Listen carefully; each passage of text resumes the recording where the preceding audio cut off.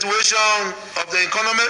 I am informing you today with immediate effect that I will reduce my salary and benefit by 25% again.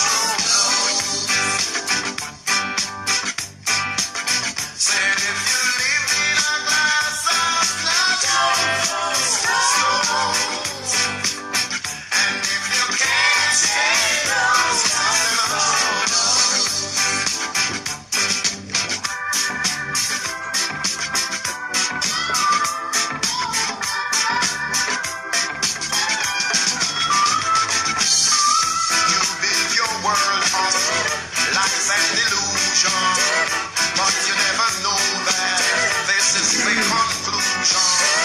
No chance, no hope for those who kept it going, cause you never know that the truth was showing. And if you live in a glass house, don't throw stones. And if you can't take those from no trouble, There may be somebody somewhere trying to throw stone in this glass house. And that's why we had a rough start of the show right now. The audio has been cracking, distorted. But I've been sitting here and thinking why. And I've been doing my little technical touch. Let me say thanks to the duty technician for coming in and helping to correct the issue. And so every time I'm sitting here, I know that I'm sitting in the glass house. That is one thing that is resting and resting. And I got that one just in the back of my head every time I'm about coming on this radio.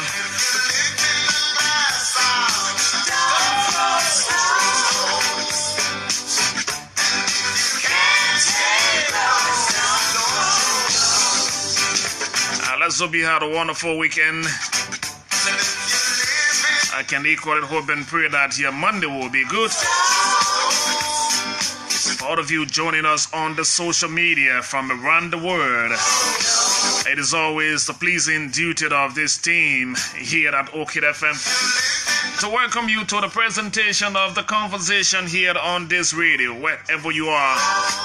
Let's hope together we'll be here for 3 hours, bringing you everything, just everything about Liberia and some of the news coming from around the world. Back in the glass house from a weekend, and so what more can we say? Is to say a mighty big welcome to the show.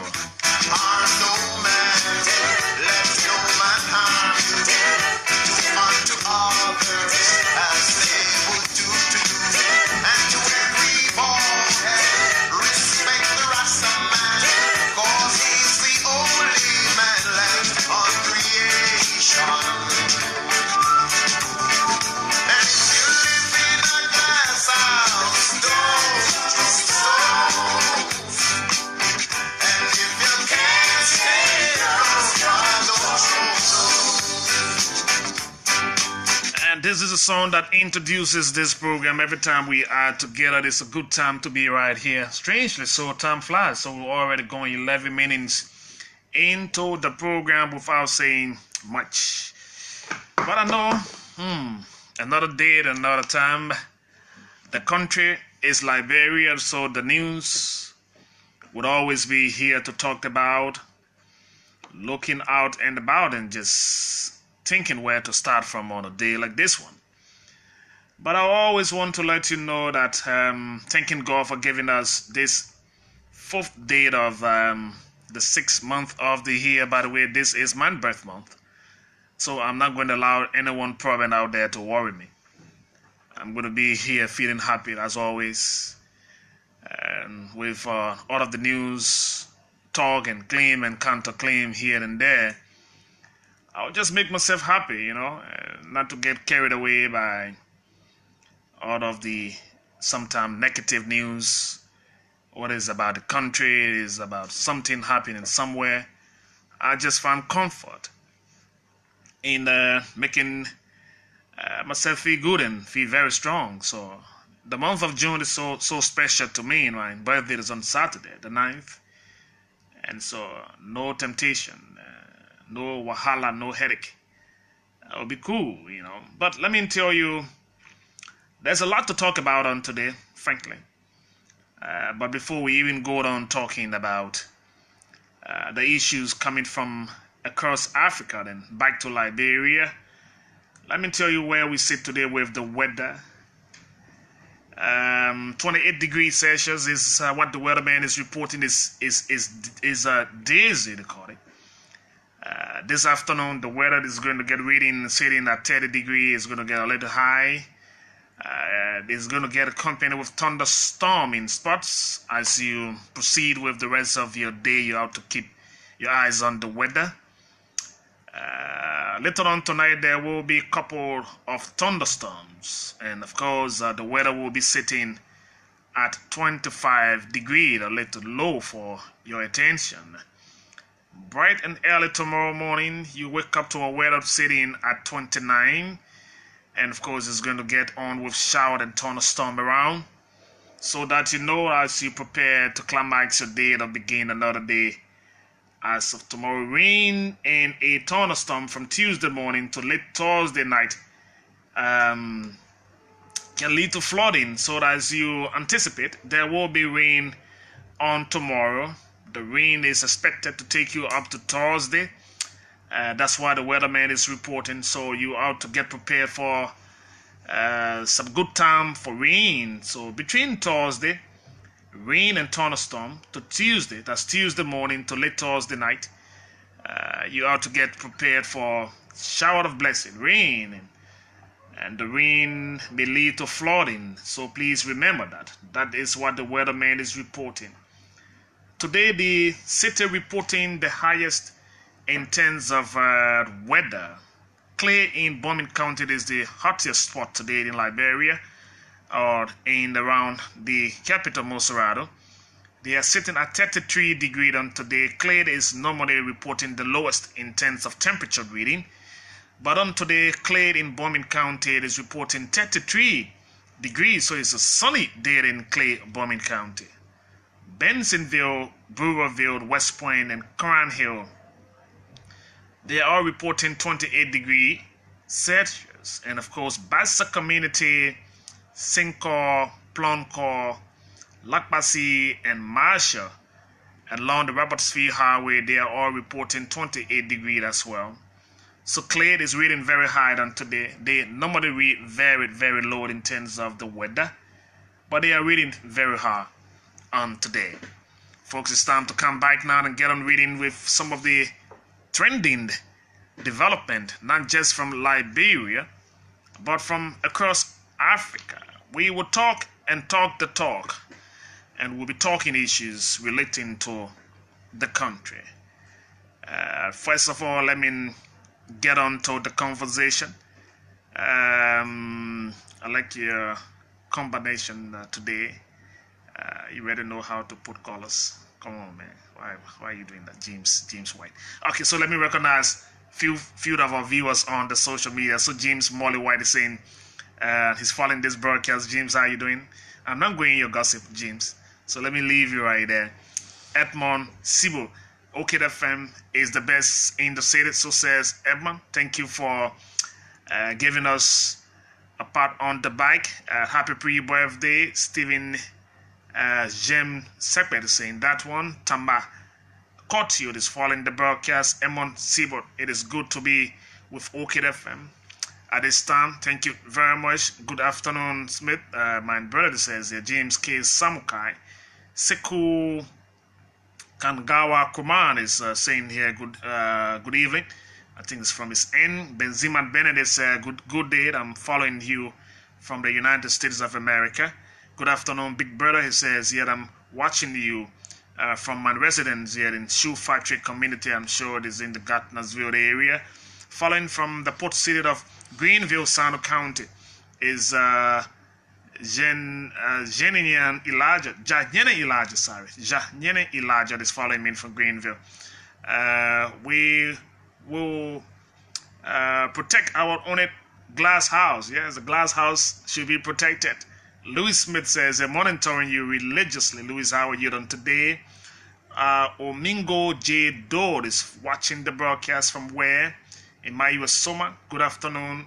James K. Samukai in my US Soma again. How was the weekend? Great.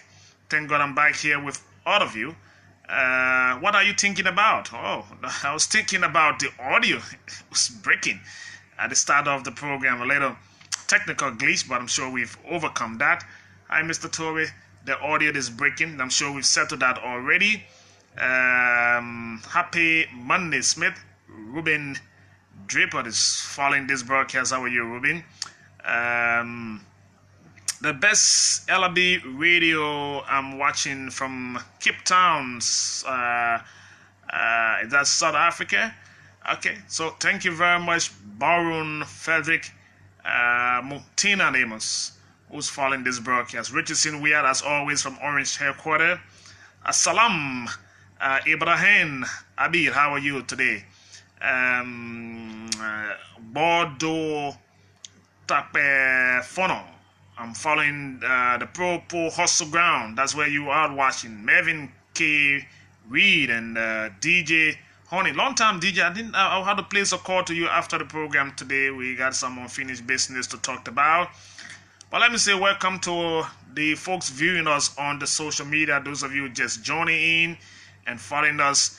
And for the people monitoring us via their transistor radios, I'd love to say good time to you. And it's always our pleasure to welcome you to the show. We hope we will keep up to the task and your expectation to make us a part of your day. It's a challenging thing for us to be sitting here every day, and you've imposed so much confidence in us. And so we come here to give back to what we call our country. And the best way to do it is to do it with earnesty. And I hope that man sitting here and your time with me will not be disappointing, but it will rather be encouraging. We may agree on this or disagreed on some of the issue, but remember we got one country to protect, and this is the country called Liberia. Let me start up with some of the foreign development first before we come to some other trending news taking place in Africa. For those of you following, the World Cup is just a few days away now. And so countries are preparing and playing test matches. I'm concerned about Mohamed Salah, so I've been following his injury and recovery point. But the Egyptian striker Mohamed Salah has been named in Egypt's World Cup squad despite being injured in the Champions League final. So it is a good news. That is what the BBC Sport is reporting, that the 25-year-old will meet up with his let me get my story, with his technical team and of course teammates until the 9th of June as he continued his recovery from a shoulder injury. His national team have said, so it's a good news for Mohamed Salah. He's now recovering very well, so he's now included in the 25 men or in the squad of Egypt that is going to the World Cup. His recovery seemed to be going very well. Egypt opening World Cup fixture is against Uruguay on the 15th of June. And they will meet host Russia on the 19th of June and conclude their campaign in Group 8 against Saudi Arabia on the 25th. So Mohamed Salah is recovering. He's now included in the Egyptian national team for the World Cup. What a boost for that African team. I saw Nigeria 2-1 defeat to England, but it was a very 14 second half for them. The Super Eagle looked very energetic. We're going to keep praying for our African team to the World Cup this time around. So let me tell you, one African player had a very unfortunate situation over the weekend. Former Nigerian football star Nwankwo Kanu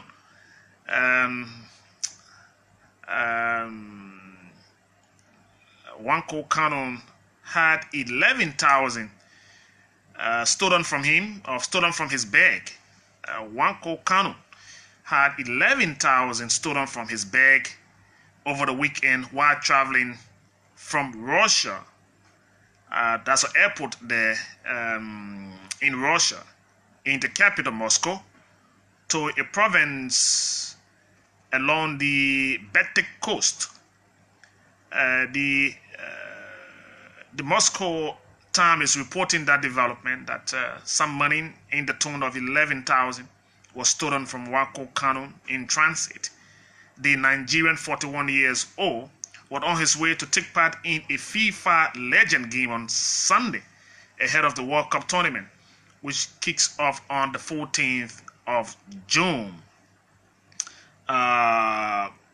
Kaliningrad is one of the 11 Russian cities that will host the matches. So the Russian Interior Ministry said 2 baggage holders has been detained after Kanu discovered the money missing after arriving in Kaliningrad. 2 holders who unloaded baggage from the London to Moscow flight and stole the money from the passengers' luggage has been identified and detained, the ministry said on an online statement, So the guys who happened to offload the plane stole the money. They've been identified, and I'm sure that's what they said. They are now being detained. That's a statement coming. So somebody is saying here, the 11,000 is nothing for the man. So people just steal the man money because 11,000 is nothing for the man. Okay, so that's the situation with Kanu. And let me give you 2 more stories coming out of Africa. Then we'll come down to our Liberia. I'm hearing about a protest today about with some high school girls, former students from the Mo Girls High School in Kenya, are today holding a protest outside the school gate. A mess report that one of the students was raped in an attack on Saturday. So students say 3 men entered the girls' hostel and sexually assaulted one of the girls, while 2 others managed to escape. And so that story is being reported. There's a protest taking place in Kenya as we speak, and the ladies are protesting. Some of the protesters are wearing the school uniform. Others are holding placards. One of the protesters pretended to be a pregnant woman, singing in Swahili. The child I gave birth to has no right. A local TV station has shared a video of the protest, so it is going gradually viral on the social media. A very serious situation taking place there in Kenya. Let me wrap up my trending development coming to this broadcast today with 26 minutes past 3 o'clock now. We're going to close up with one very big investigation coming out of Nigeria. I'll see if I can close up the stage for the foreign development trending. I'm hearing that police in Nigeria have summoned the Senate president, the one we call Pro-Tem, the president of the Senate, Bakula Sariki, to come in for questioning over bankruptcy in Ofi, in Karen State in April. So there was a situation of robbery that took place in that state in April. And during that robbery, 33 people were killed in the robbery, including 9 policemen, when 6 banks were targeted. So it was a very big robbery that took place in that country. And so it's been, for some time now, the police been investigating, and so they finally summoned the Senate Pro-Tem of Nigeria for questioning.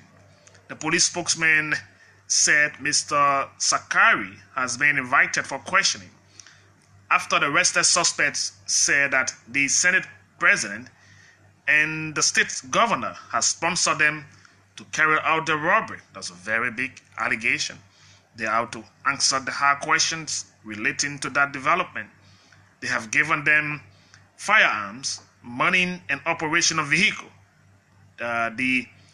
This day newspaper is reporting in Nigeria.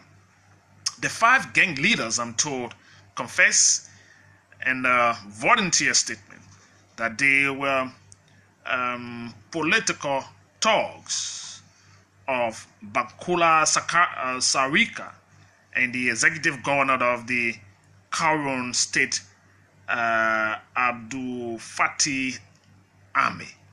It is not clear, according to what we've been reading, when Mr. Sarikat will come in for questioning, but he's denied having link with the suspect, saying it is a campaign to smear his image. And so we will keep our eyes on that development coming out of Nigeria. The president of the Senate in that country allegedly involved into robbery. Suspects are rather telling police that they've been sponsored. So let's come back home to Liberia now. We're going to start on the soft note, and then you know where we would end up at the end of the day. But the news is just so high and too many things to talk about. It's not just in one piece, but I will try to see how we can trend some of the major development coming out of the weekend. And on Friday, I heard about the arrival in the country of former Liverpool, Paris Saint-Germain and France national team soccer star Mamadou Soko. So he's been here visiting Liberia over the weekend, and I'm told he's ended a day-long humanitarian outreach in Monrovia, and he has some time in the Painesville suburb. A wonderful thing to see an international star of football in Africa, and of course, who played for Liverpool. He played for PSG, and he's also from France. He played for the national team, Mamadou Soko. He visited Liberia sometime during the course of the weekend, and he's been carrying out series of humanitarian activities in the country. He visited the John F. Kennedy Medical Hospital, and my understanding is the purpose was identifying with newborn babies and their mothers. He also, as part of his humanitarian outreach, presented medical supplies to the hospital administration. The French international star also visited the Monrovia Central Prison. He has a time out visiting the Rock of Divine Children's Orphanage in Painesville, presenting food items. I'm told those items included rice, oil, sugar, and among other things. So let me say congratulations to the international soccer star for his visit to Liberia. By the way, he's a Senegalese born in France, and he said he was happy to identify with people of his kind, and he said it is often good to identify with others, most especially the less fortunate. The welfare of children, especially the orphans, should be the concern of everyone, he said in a statement during his visit here to Liberia. So I want to say congratulations. I'm sure there's similar story about the president of the country, His Excellency George Manneh Weah, in his own struggle coming out as a kid. Folks, the country is once again sitting in a trail of discussion. So we've talked about the NOCA negotiation, the oil deal, Block 13. And that Block 13 conversation is far from coming to an end, because people that stay speaking out their mind and their involvement into that deal. So over the weekend, one of the individuals mentioning the Block 13 oil deal thought to provide some clarity or clarification to the Liberian people in a statement. Interestingly so, the son of former President Ellen Johnson Sirleaf, Robert Sirleaf, gave an official position of his involvement in the negotiated Block 13 contract with ExxonMobil, and he's been cleared on the rule and why they received the money as the date. So the Block 13, the NOCA management that negotiated the oil block contract with ExxonMobil, did nothing wrong and the process was transparent, the former head of the National Oil Company of Liberia, Robert Sirleaf, said on Thursday. So he released this statement on Thursday saying that they did nothing wrong. They negotiated the oil block, and it was done in a transparent process, and nothing went wrong with the negotiation of oil block 13. Remember, there is a committee report asking them to restitute 35,000 and 15,000 and 5,000 respectively based on their category of what happened during the transaction. But he finally came to the public and made his position. So he said, nothing wrong. Robert Sirleaf, who was the former board chair of NOCAR,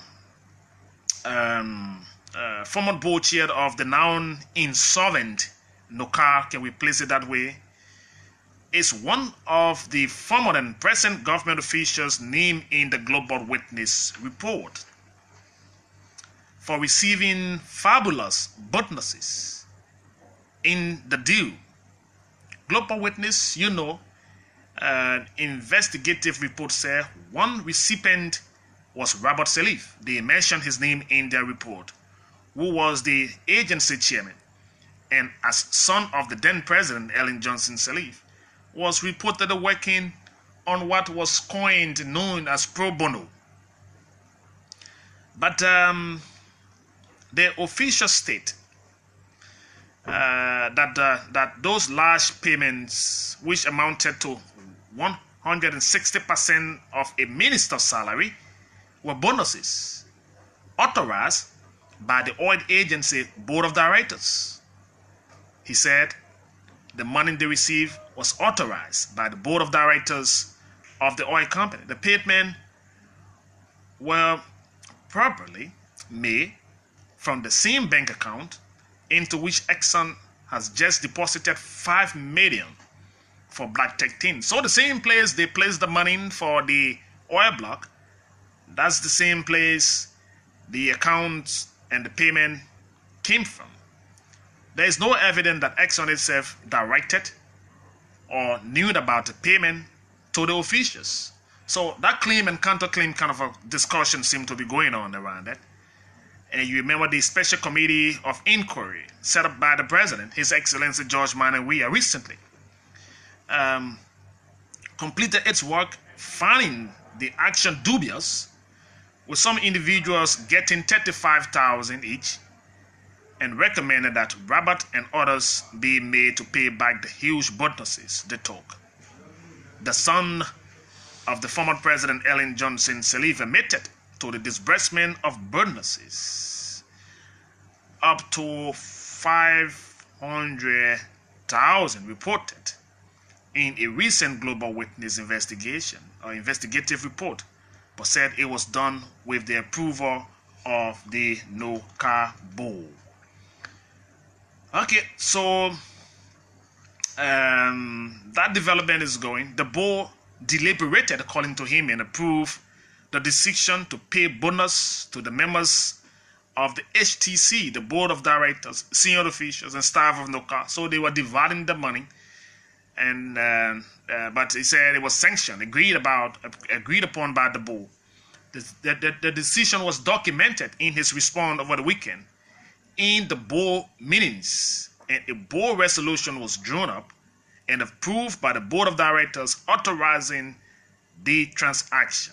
Robert Sirleaf said in a statement released to the media on Thursday, the day before Friday, the day before the weekend.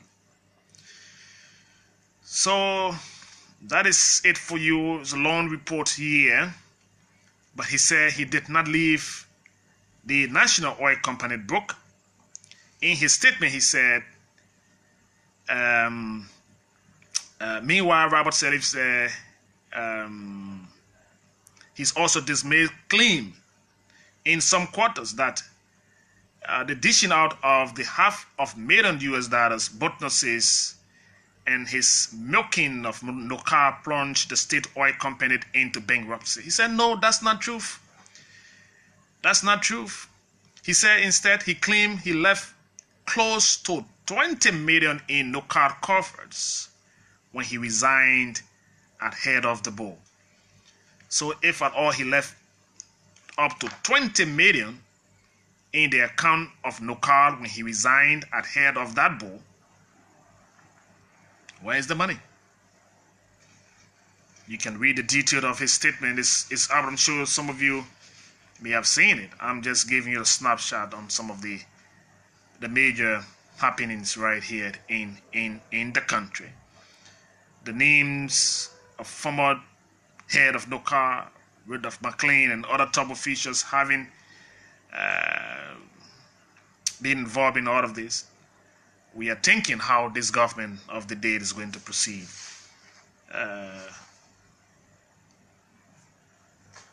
I can't get it. So let me switch on to another talking point here.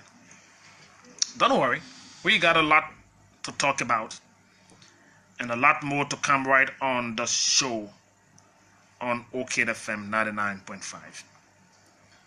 Folks, over the weekend you went to bed discussing the country.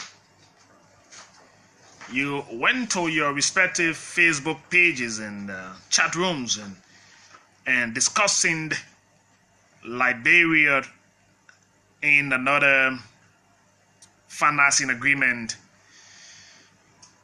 And a very interesting talk has been running on the social media and in corners and vehicles. Even up to this morning, up to today, people still talking about it. They're talking about it because it is of interest. And let me send a caveat here. When the government of the day is accountable to its citizen, but asking question doesn't make you an enemy of the state. If you go about asking question to the government, it means you need clarity. You want to understand something that somebody is yet to explain. So your quest to ask a question should not put you in a position that you are enemy of progress. When you ask specific question about a loan arrangement, or when you are concerned as a citizen about how the development of the country is tailored, that shouldn't make you an enemy of the state.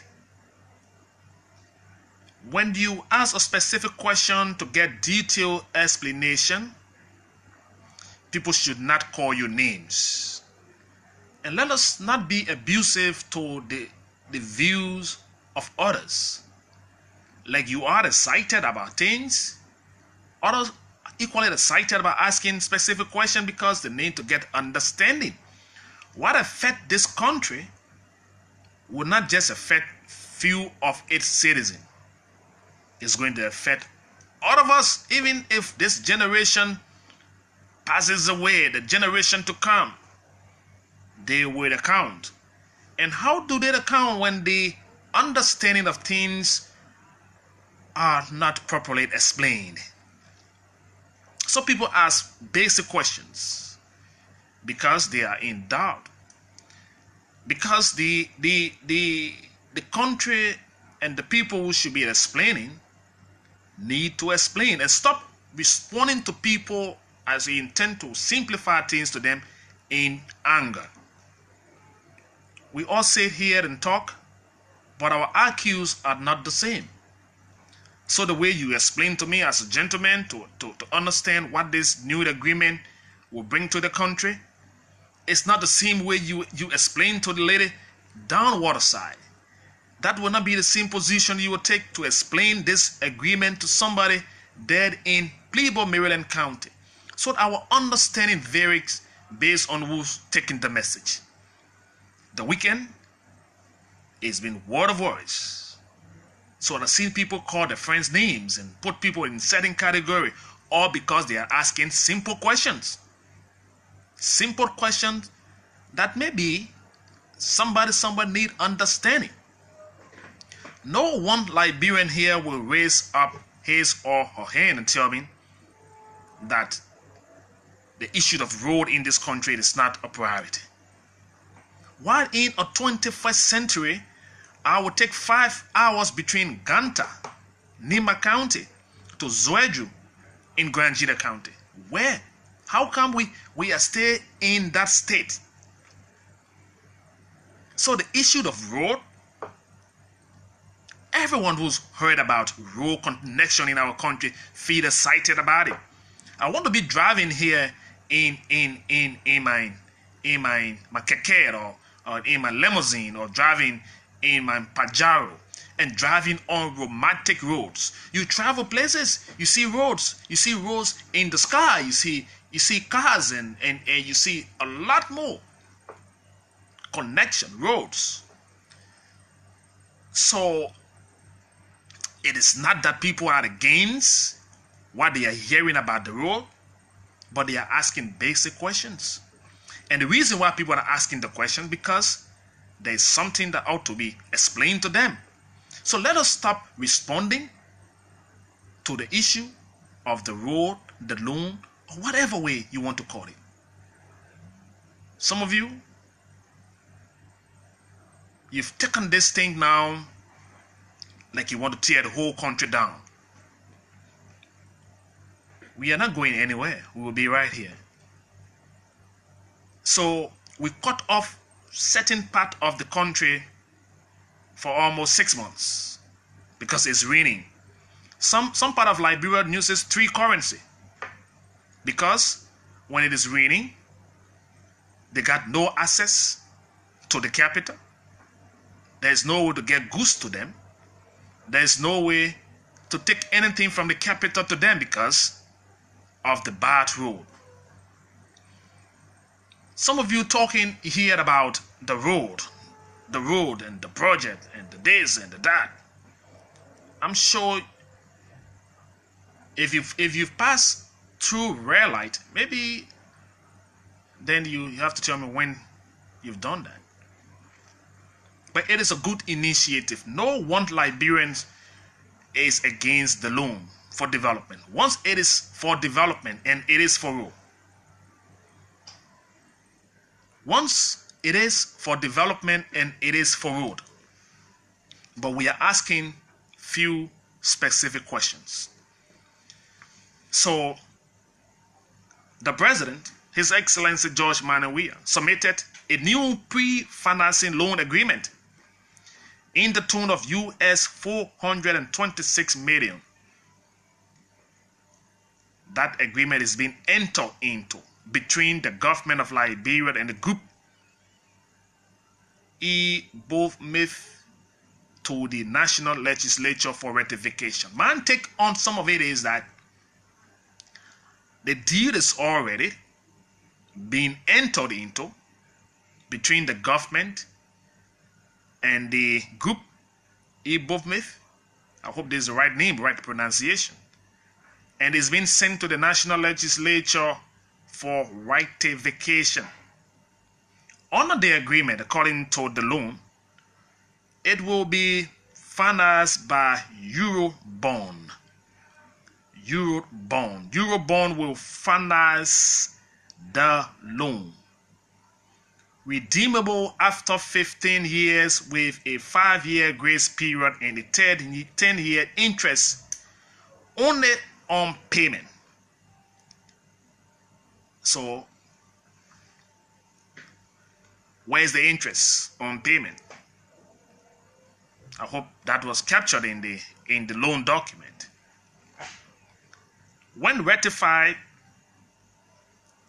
will be news for the construction of a 256.2 kilometers of paved road and bridges in Monrovia and major corridors of the interior of the country. The group, Ibomith, will begin pre-financing the road project within 3 months. Within 3 months. We are learning somewhere. Within 3 months after the agreement is ratified.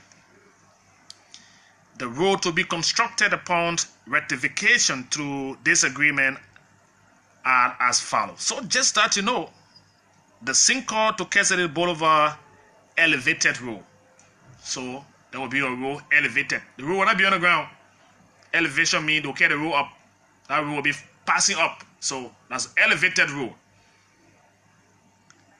So Zwedru to Greenville, Toasttown to the Ivorian border, Tapeta to Zwedru, with the acquisition of this free finance agreement, coupled with the arrangement to pave 503 kilometers of roads connecting the coastal cities as well as part of Western Liberia.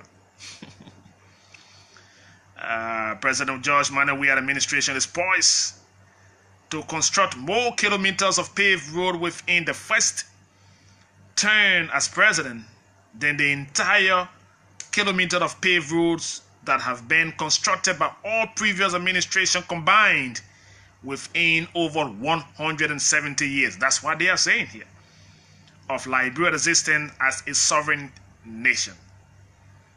The decision has been fully endorsed by the cabinet, and by virtue of this agreement, Liberia stands to gain a deal of economic growth through the creation of jobs as well as significant increase in Liberia's GDP. This is just what was written on the Executive Mansion website. The entire document is just 5 pages. Okay, so you heard about that company. So within record time, just over 4 months, a 4-month-old government will have added nearly US $1 billion to Liberia's debt burden. If 2 commercial loan agreements before the legislature are ratified, we will be adding $1 billion to Liberia's debt burden. The lawmakers will scrutinize the $536 million they started today financing agreement between Eton private company in Singapore for the construction of the coastal highway. President George Weah last week submitted another pre-financing loan agreement in the tone of $426 million between the Liberian government and Group Ibofmith to the national legislature for another ratification. So Muhammadu Bongongo is the owner of this group, Ibofmith, and he's a millionaire businessman in Burkina Faso. President Weah recently said gave him a private jet to use on international trip free of charge. One of his line of business is construction. We are going somewhere with this conversation, folks. You ought to stay with me until later on. I got a guest coming in, but I'm going to hold on for a while. 5 o'clock, Eugene Fagon will be here, and we'll talk about duty on this, but I will engage your view on this. Already, Liberia in debt to its truth. We are in debt to our truth, with a total borrowing amounting to US 1460.41 billion. By the end of June 2017, according to the annual debt report, 2016-2017, it was at the level after almost 12 years of the regime of former President Ellen Johnson Sirleaf. President Weah has reportedly said the Liberian government is broke, and you've been hearing all of the noise and talking about that one. So it is a good thing to borrow. As I said, no sound Liberian is against the loan. But few questions we need to ask the government. Just few questions. Now the justification here is we are the way we are because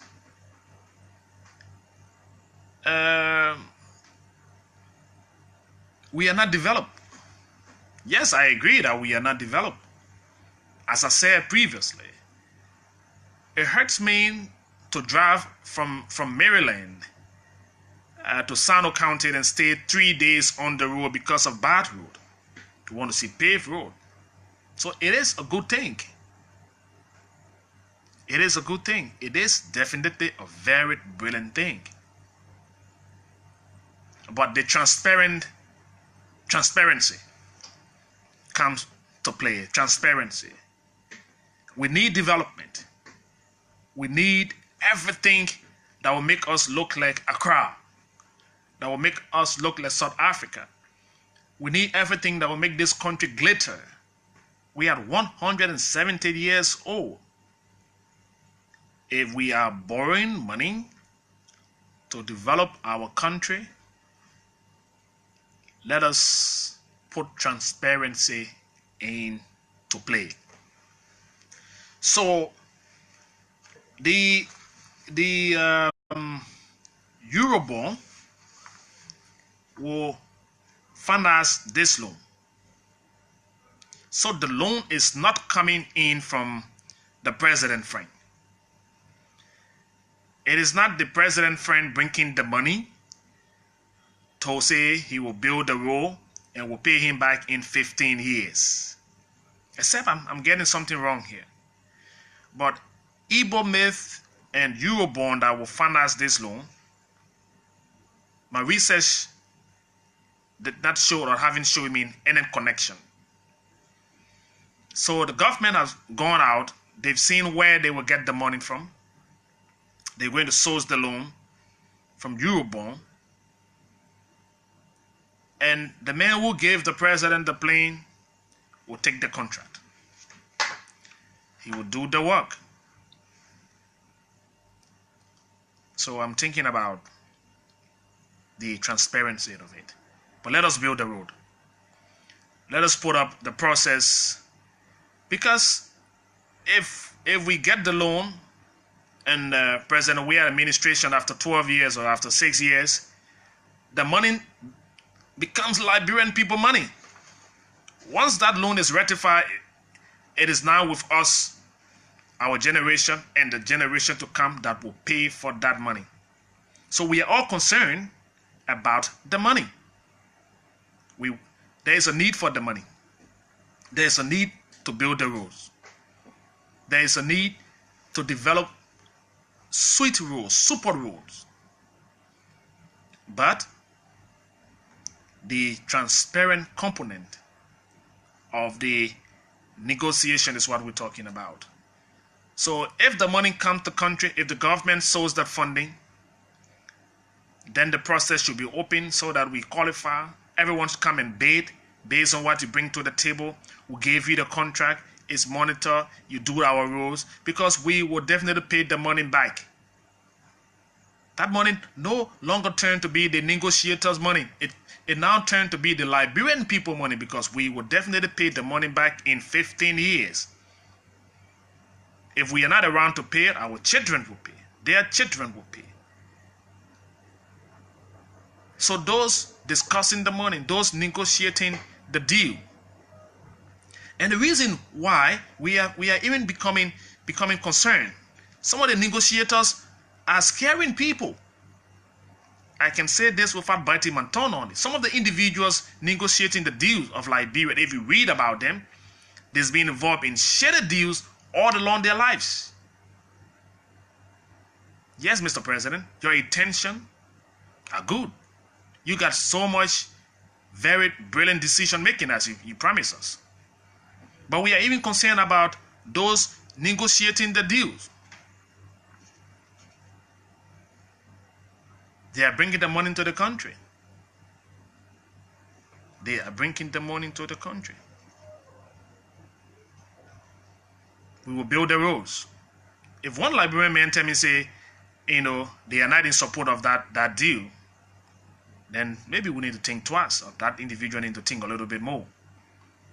But if we finance the loan, if there is a company that is going to give the loan, and it goes directly into another individual who's already qualified to do the project. Then so what become of the system? What become of the system? I hear the argument everyone can take loan. We are not saying we should not take the loan, people. Open your thinking circuit a little bit. No one is saying the government should not take the loan. I hear the great America is in trading. China almost owned America. You know how much America owes China? People borrow, but they borrow for development. Yes. We've borrowed money in here from Joseph Jingi to Ellen Johnson Sirleaf, 170 years. If this government is taking the loan with an open heart and a very good intent, and the roads will be built, we appreciate the government. Are we condemning the government? No. Are we saying the government got no reason to take the loan? No. That's not what we are saying here. We are saying, let us be transparent because they owe that explanation to us. How come the president, Ibuf, my friend, Bongbongo, is even qualified to be the company that will do the road? Are you not concerned? But all you want is the road. Yes, we agree that there is a financing company that will finance this loan. But should we just, because he's a friend of the president, so he's doing construction, so we gave him the road. So what become of the previous system that will go to this one and do this one to qualify this and qualify that? If this friend of the president is qualified to do the role, let him go through the process. Now we're talking Atom, this other financing company. The people that will get it, we already found the people that will do the contract. That is very good. But we're talking about accountability here. We're just talking about simple accountability. We are not fighting the government. We are not arguing with the government. Take me anywhere you want to take me on this one. Some of you condemning this loan thing. I'm not sure you've even I've gone from Bapolu to Maryland. I've seen the hardship. So I know what happens on the road. It is a very brilliant initiative to build the roads. If you build the road, the country is open. People in Maryland using 3 currency. Dry season time, they use the Liberian dollar. Rainy season, they use the Ivorian franc. Is that how people should live in their own country? People in Lofa, somewhere way there around the Sierra Leone border, because they are cut off during the rain, they got the how they call the money from Sierra Leone. So they use that during the rain season, and in the dry season, they come back and use the Liberian dollar because of bad rule. So if this government is taking road, congratulations, Mr. President. But we want a transparent process with Emmanuel Shaw, Due Macy, and all in the deal, in this alleged and thing. We are somehow worried because some of the negotiators are not trusted. The president is not negotiating this deal all alone. It's not the president alone making the decision. Are you concerned about that? Yes. His financial people, his economic advisor, he's got a whole team. The president is not reading the whole document and making and putting his signature and say, yes, it's good to go. But we got people sitting at the hard table, discussing the country, discussing the deal, and they are the ones making the decision. I want to drive on a very super road. And that is the point. Minister Eugene Fagon will be here at 5 o'clock. And I will ask him some of the basic questions. He need to give us a very clear understanding on the Eurobond side, because the document says they will finance the loan, and Ibomith will do the work. How did the government derive at the company that is qualified to do the work? Did this company qualify under any competitive bidding process, or is this man going to fund the money and come and do the work all alone and then we'll pay back?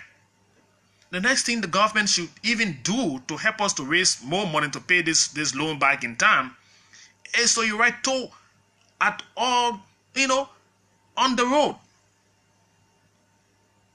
We need to put toll on the road. You just drive from here, you pass, you go banga. Who told you that how people travel in other countries? Those of our friends in the US, if you're leaving from New York to go to Jersey and you pass to the toll and you pay money there, before you enter one state, there's a toll somewhere you have to pay. But when you just join one car, you go straight Zozo. You use the road, you come back, you pass, you go straight Ganta. There's nothing in the road to maintain the road, so we are using the road. If the road is constructed and there's this toll placed on it, I think it will help the government, generate some money. But we will ask the question and stop taking people concerned about what this government is doing as people being against the government. It is not going to help. If somebody asks a question, that individual just need clarity on the issue.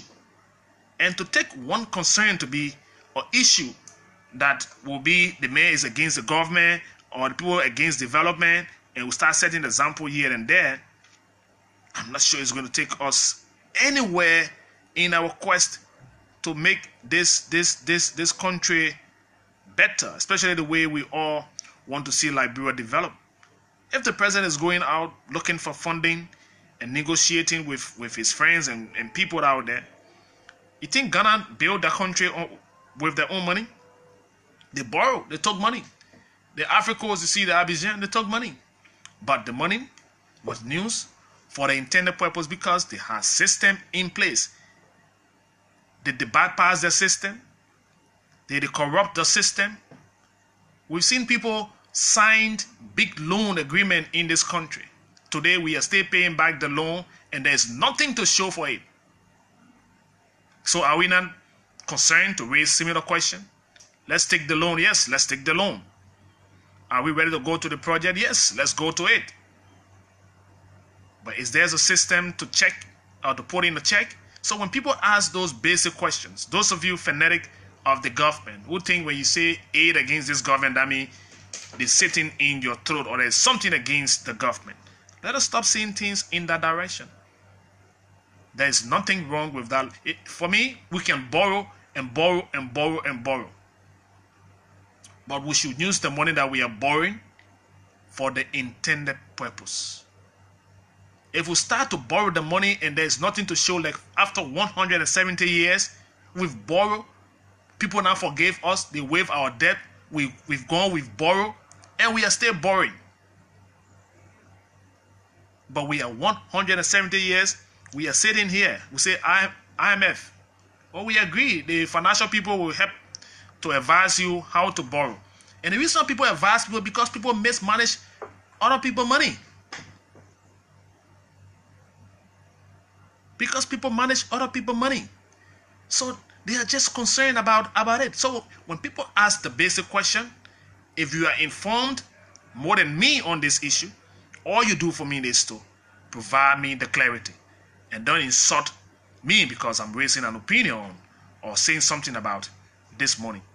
If you open my heart right now, when it's raining, my mom is in Salo. She don't come to town, so I don't see my mother 6 months in the year because of bad rule.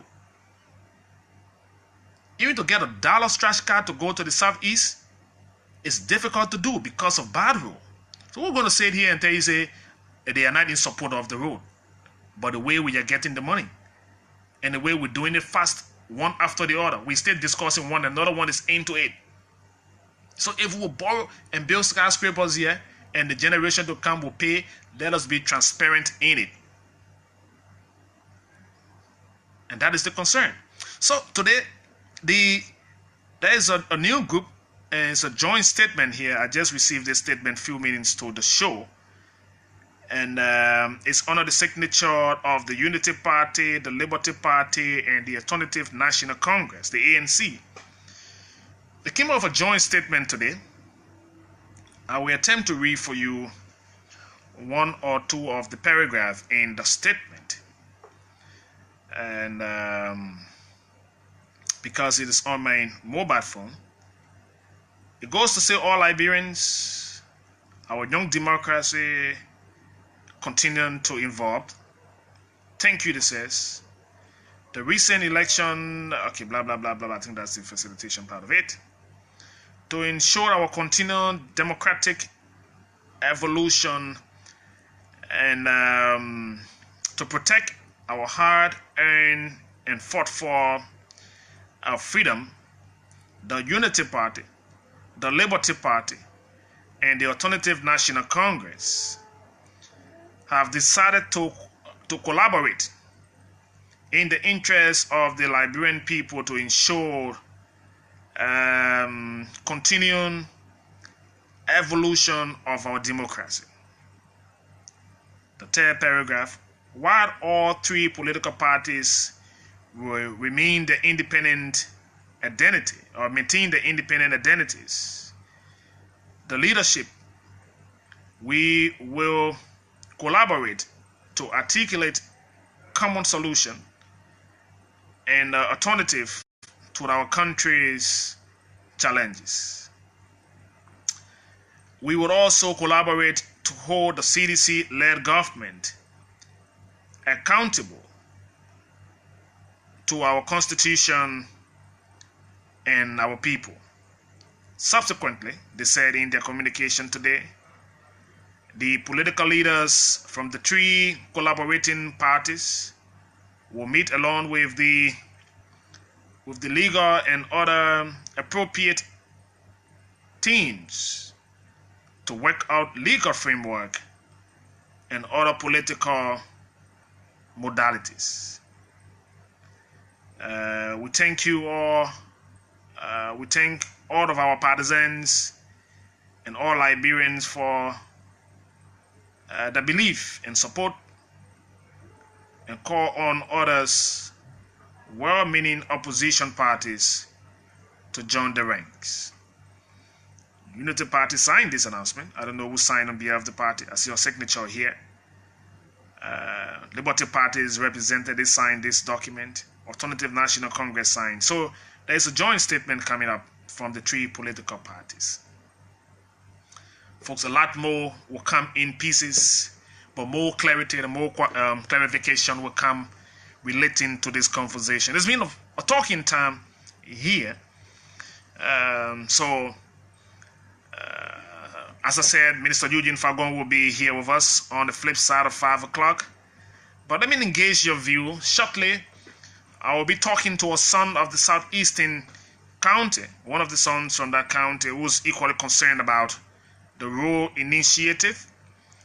And we'll see what exactly he's reading into all of this discussion about the rule, the agreement, and the discussion ongoing. Let me commend all of the folks following our conversation on the social media, on Facebook. So true. Transparency is the key, and that's the matter. So to sit here and tell you, say, I'm not in support of the rule, I will be lying to you. I pay so much money on maintenance of my little old car because of bad rule. Who told you I can drive from here to Zredju and spend the night and come back to town once there's a super rule? Why should people be spending 5-6 hours between Bangat and Lofar, by the way, because of bad road? So are we not all excited? We should be excited that there's this discussion going about road, but we are concerned about transparency. 07770099508880939395. The numbers to call. The international line is also available for your interaction. In 10 minutes, I'm sure my guest is already around. If not, okay. Anytime he comes, we'll put him on. But 5 o'clock, Eugene will be here. He has answered us on some of the high issues. But let us all keep discussing our country and stop attacking people because they seem to not agree with your side of the discussion. You're entitled to your view, like all others will want to speak about this issue, because it is about Liberia. It is not about you and your political godfather. Let's get onto this line. My very first caller is ready to talk. How are you? Hello. How are you? Yeah, Smith.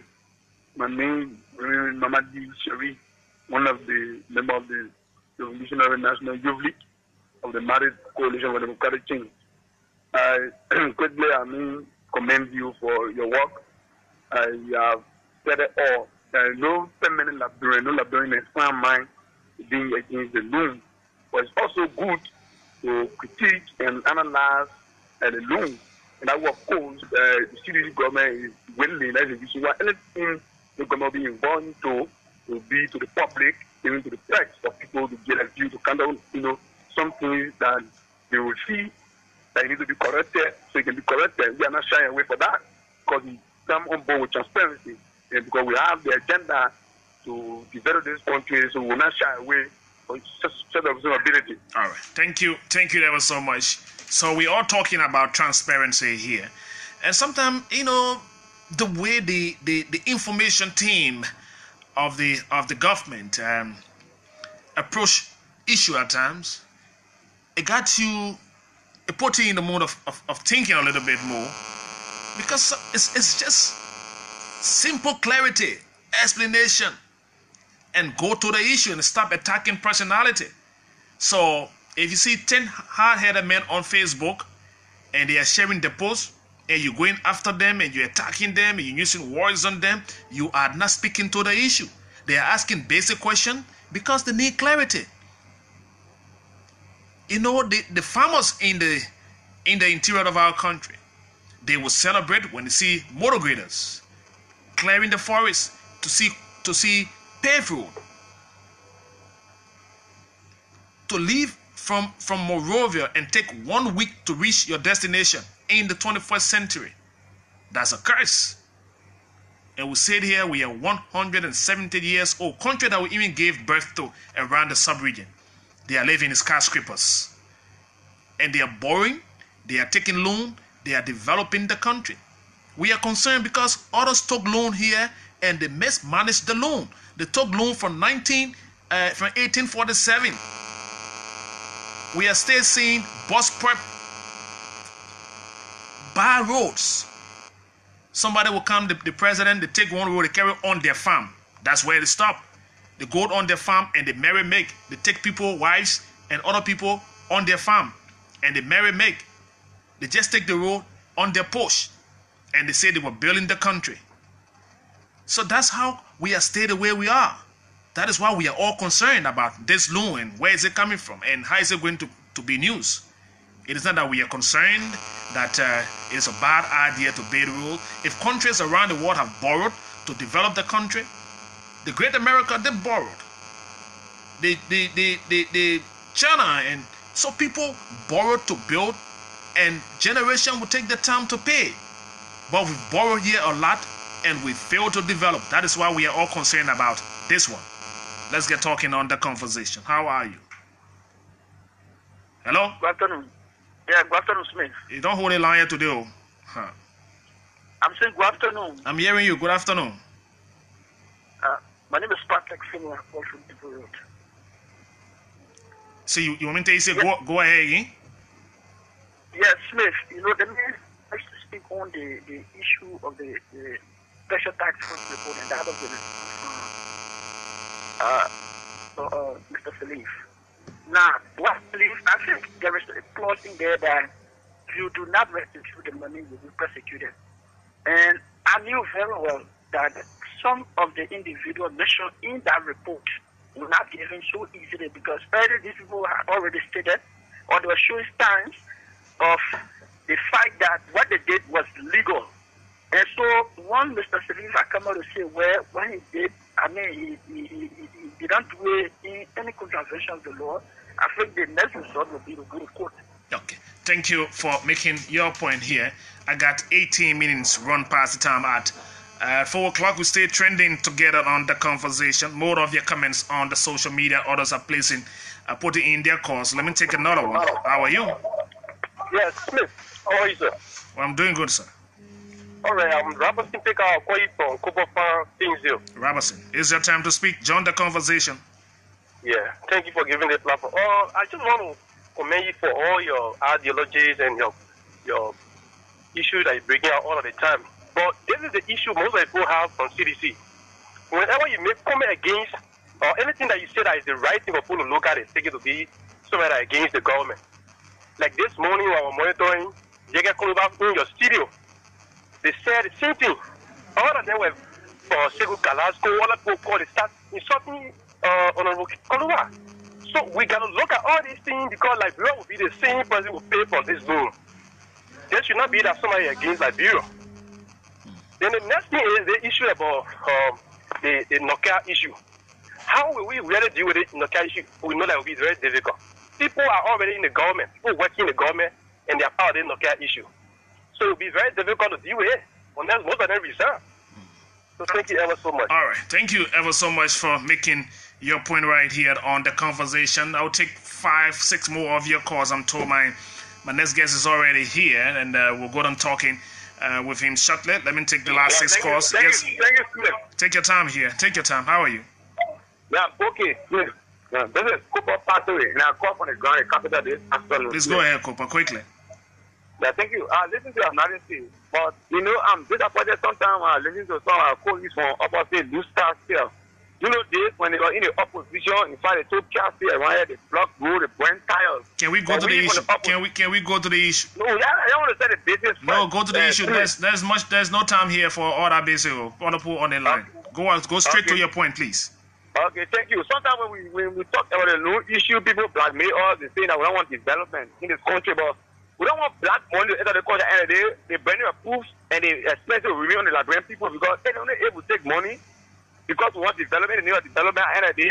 Our great grandchildren will pay back. That's free money in our brain. We're not arguing that what happened to my job. Sure, that's not free money. Once that money comes to the country and is ratified by our national legislature, it is now our money, the country's money. So we are all concerned about that money because we will pay back. No matter how long, we will definitely pay back the money. So it now tends to be the country money. So let me take the next caller right here. How are you? From the U.S. or somewhere? How you doing? Good morning from my end. This is DJ Money. Hey, D, I'll call you after the show today. We got some unfinished business, but go ahead, boy.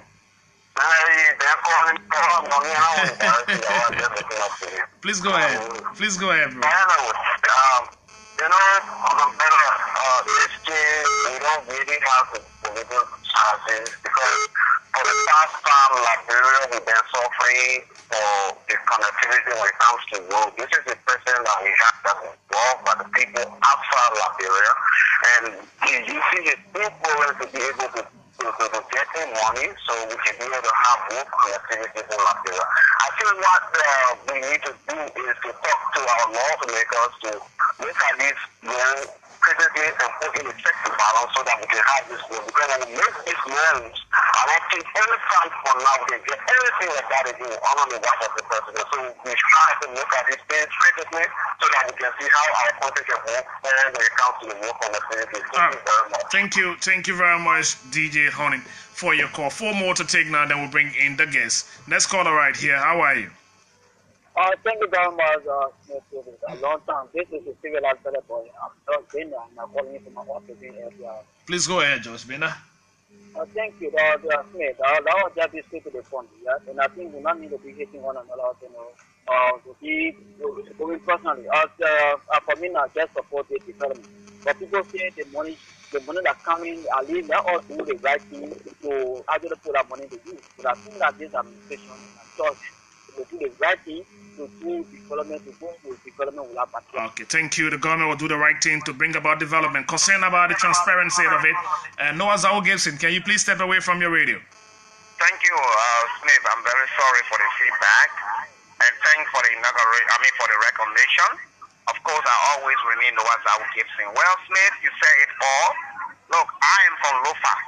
Now, the agreement we signed when we were in power talks about paving the road from Banga to Salaye, the first pavement. So, if the government will say they will borrow money to pave the rest of the other distances, I think I will be very happy because I'm from Lofa and I need to go there. Now I'm thinking I'm going Zulu where I'm here from to spend the 26 next month. I'm worried that the rainy season I won't get stuck up in the mud. But like you rightly say, like you rightly said, it does not mean that it cannot be critiqued. We have to critique it because the individual names that you just listed, that you called, are associated with this rule. The name Emmanuel Shaw, the name Hugh Mason, we know these people track record in this country. So it's stopping for the country. Seriously, Noah Zawo Gibson, sorry, let me hold you there. Let me go to China. There's one call coming in here. I hope this is connected to China. How are you?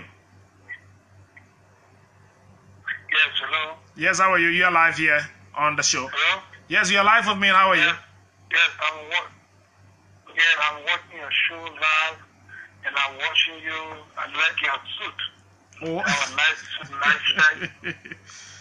You watching me live? You like my suit? You like my shirt? I'm watching you live. Okay. Yeah. Love the shirt and a colorful jacket, you know. All right. And now you're smiling. All right. Look, man, let me tell you something, okay? I learned that you said that you're expecting Honorable DJ Fakon. Fakon is here at 5 o'clock. He's here at 5. Yeah, you know, that man is a Fakon. Everything that comes out of his mouth is truth. That guy is a genius. He's a genius, eh? Trust me, he's a genius. Okay. Yeah, he's a genius. And what happened, he didn't need no power for Liberia. All they want to do, they want to show that they can build Liberia. You want to make criticize the people who call them political cartel. Do you think that man will do something that will make people want to keep me America? That man will do something to make those people shame. Okay. So any loan those men take it better. It's for the investment for yourself, because I always say that your mother is someone that plays, and your mother, she cut off during the rainy season down. Those guys want to play the role. They're not joking. All right. Thank you ever so much. So much interest here. 3 more to take now. Back to the US this time around. Let me go and take this next caller. How are you? Hi, Mr. Toby. This is Gonepa Dole calling. Hey, Gonepa, man, you lost from this line. What's going on with you? I'm good to tell you guys I was a lead. I'm good to tell you guys I was so happy to see you this morning in my car here. But let's get to the business. Please go ahead, Gonepa. The president has good kids for Liberia, and I'm also applauding for that. But the moment in which they're taking their whole activity is totally wrong. It's wrong, eh? First of all, the blaming process, why? Yeah. You look at 40 individuals, the money has not yet come here and say, this not going to be sure. And I don't blame the president. The check and balance system in Liberia is not working. That's what I said. So if you look at it, if you look at the government, it's in the style of African General Justice Deterrent system, in a dictator shape, that when the president takes the goals, we have the House of Representatives. When they leave for there, they want us to call them the honorable. First of all, when the president received that plea, it was the duty of the Senate to invite the president for receiving gifts. That is the impeachment crime by itself. Why will you receive gifts? All right? And Liberia, giving the ball that the central bank is about to give, you can tell it anywhere and say, look, this is Liberia. This is the paperwork, right?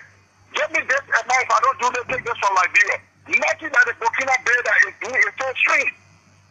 We all want development. I give an example in Nima County. The Senegalese put our son, the Senegalese equipment went there. I saw it. Out of Jerusalem, everything disappeared. So there's no way for Senegal to go to Gaza. Yeah. Where that money went. That's it. These are the things we look here. Thank you, Gonepa. I'm pressed of time. Let me just take my last local call now, and I'm sure my producer can bring in my guest so we can go down talking.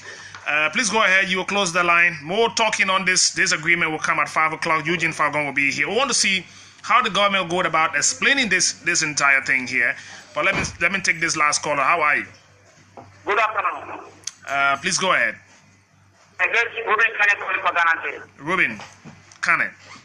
This is my brother. I want us to in this process. Especially on the line of the rule. The issue of it is that does they have good intent? I would say yes. Because if we look at the past 20 years, we realize that many of these money that have been that was given to government with full management, but impact was less. But I think this is talking about 3 months before project gets started. for Liberia to get state standard to other countries, I think we should appreciate this government. The first thing I would say, my brother, Mr. Toby, is that the management, the caretaking should be, everything should be put in place so that our government will have money for the people of Liberia. Thank you very much. Thank you very much. Let me say thanks to all of you for your interest in our trending conversation right here on the show, because we are talking Liberia.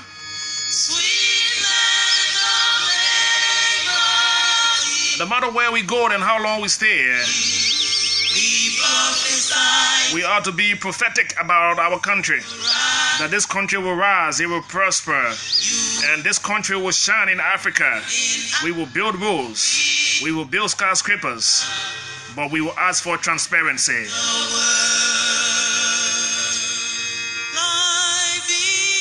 So all of you lovers and wonderful friends of Liberia, all you can say, this sweet land of liberty, this prophetic song will come to pass.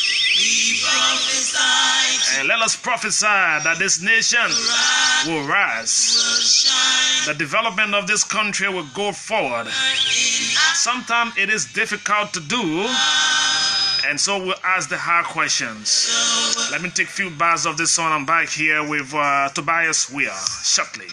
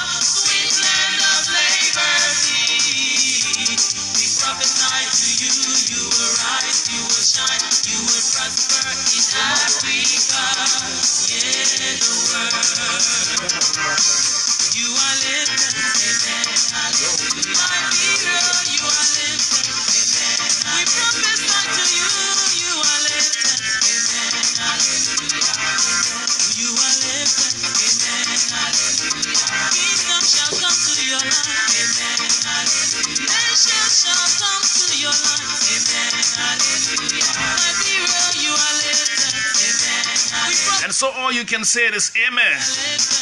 We'll prophesy that this country will prosper. You better say amen right now. Start casting doubt and spell on your own country. How come you want to live in skyscrapers but you don't want money? We are concerned about the money. Or you can say, God bless this country, yeah? If our leaders of yesterday were thinking and using the money they borrowed, the loan, for the purpose intended, I'm sure we'll be talking like the guys in Europe and other parts of the world are talking. The cartel destroyer will be here at 5, sometime right after 5 o'clock. But let me hold this music. I will come back to this song today. This is the song for the day for me. And we will be talking more on the show. But you know, every time you talk about road and the Southeasterners and the sons of the county, they know exactly what they experience. Even the folks from Lowford County will tell you the importance of road. The ones from far and here will tell you, why should people be spending weeks on the road, trucks, and when you put taxi on the road, I'm not sure it's damaged forever and ever. Amen. So, Mr. Tobias Weir is the son of the Saudis, and he's been so concerned about this road thing here, and he's been asking. I said, so let's talk about it from our citizenship side of it. So, Tobias, let me say welcome to the show. Thank you, Toby. Again, I'm Tobias Weir. I'm from Sino County. So you know how much interest, that I have in this, how much stake and interest that I have in these road issues. And I like the discussion, how it's going. This is what make the democracy is all about. And we like that. But something I'm saying, I'm saying the wind is blowing. We change. What you call it blowing with change? I say change is coming. Look, Toby, this the first time. This the first time to see a president. The first 60 or 100 days to tackle a national issues, roads. It's never happened. That's what the noise is all about. But is that a strange? You heard presidents long before President Weah, since the days of Joseph Jenkins Rivers, Toby, and to the Ellen Johnson Sirleaf, Toby, the issue of road, farm to market road. They talked about it a lot.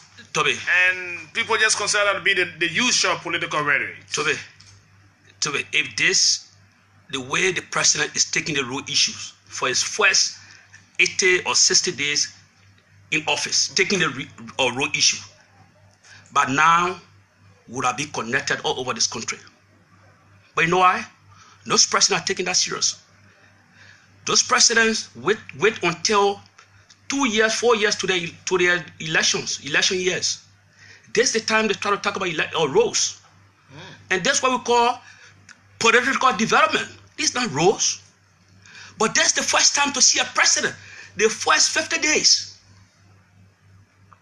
to tackle roads. But you come from inside, once a close associate of the past administration, am I right? Yeah. Yeah. And your governor yesterday also talked about road. And you took loan, you borrowed, you did almost similar thing this government is doing. And that is why I'm saying this president. Look, we saw the 12 years that passed. We saw how development move. When Maraseli wanted the second term, she accelerated development because she wanted a vote. Look at Berejara Road. Look at how it came about. That was political discussion. It was political development. And that's a precedent. In less than 6 months, raising almost about to raise $1 billion in this country for roads. It's not a change that's coming to the Liberian people. In less than 6 months, the president is about to raise $1 billion to come for road development. Then you telling me I'm from Southeast, I'm a Fuere? Oh, so your side of it is that yes, you are excited, you support it, and but you're equally concerned about not just the way the money is coming, but there's something about it that as a citizen you should be concerned about. Toby, I read the entire contract. You see nothing. I don't see anything. All those arguments I'm hearing, they are trivial issues. Somebody is arguing. What are you hearing? What am I hearing? Oh, the contract is about 4 years. 4 years. Why are we? Come close to the microphone. The contract is about 4 years. The contract is about 4 years. Why are they sending the money in 1 year time? 400 million in 1 year time. Tell me. It's been naivety to think that way. It's your money. Those that are sending the money believe in the president.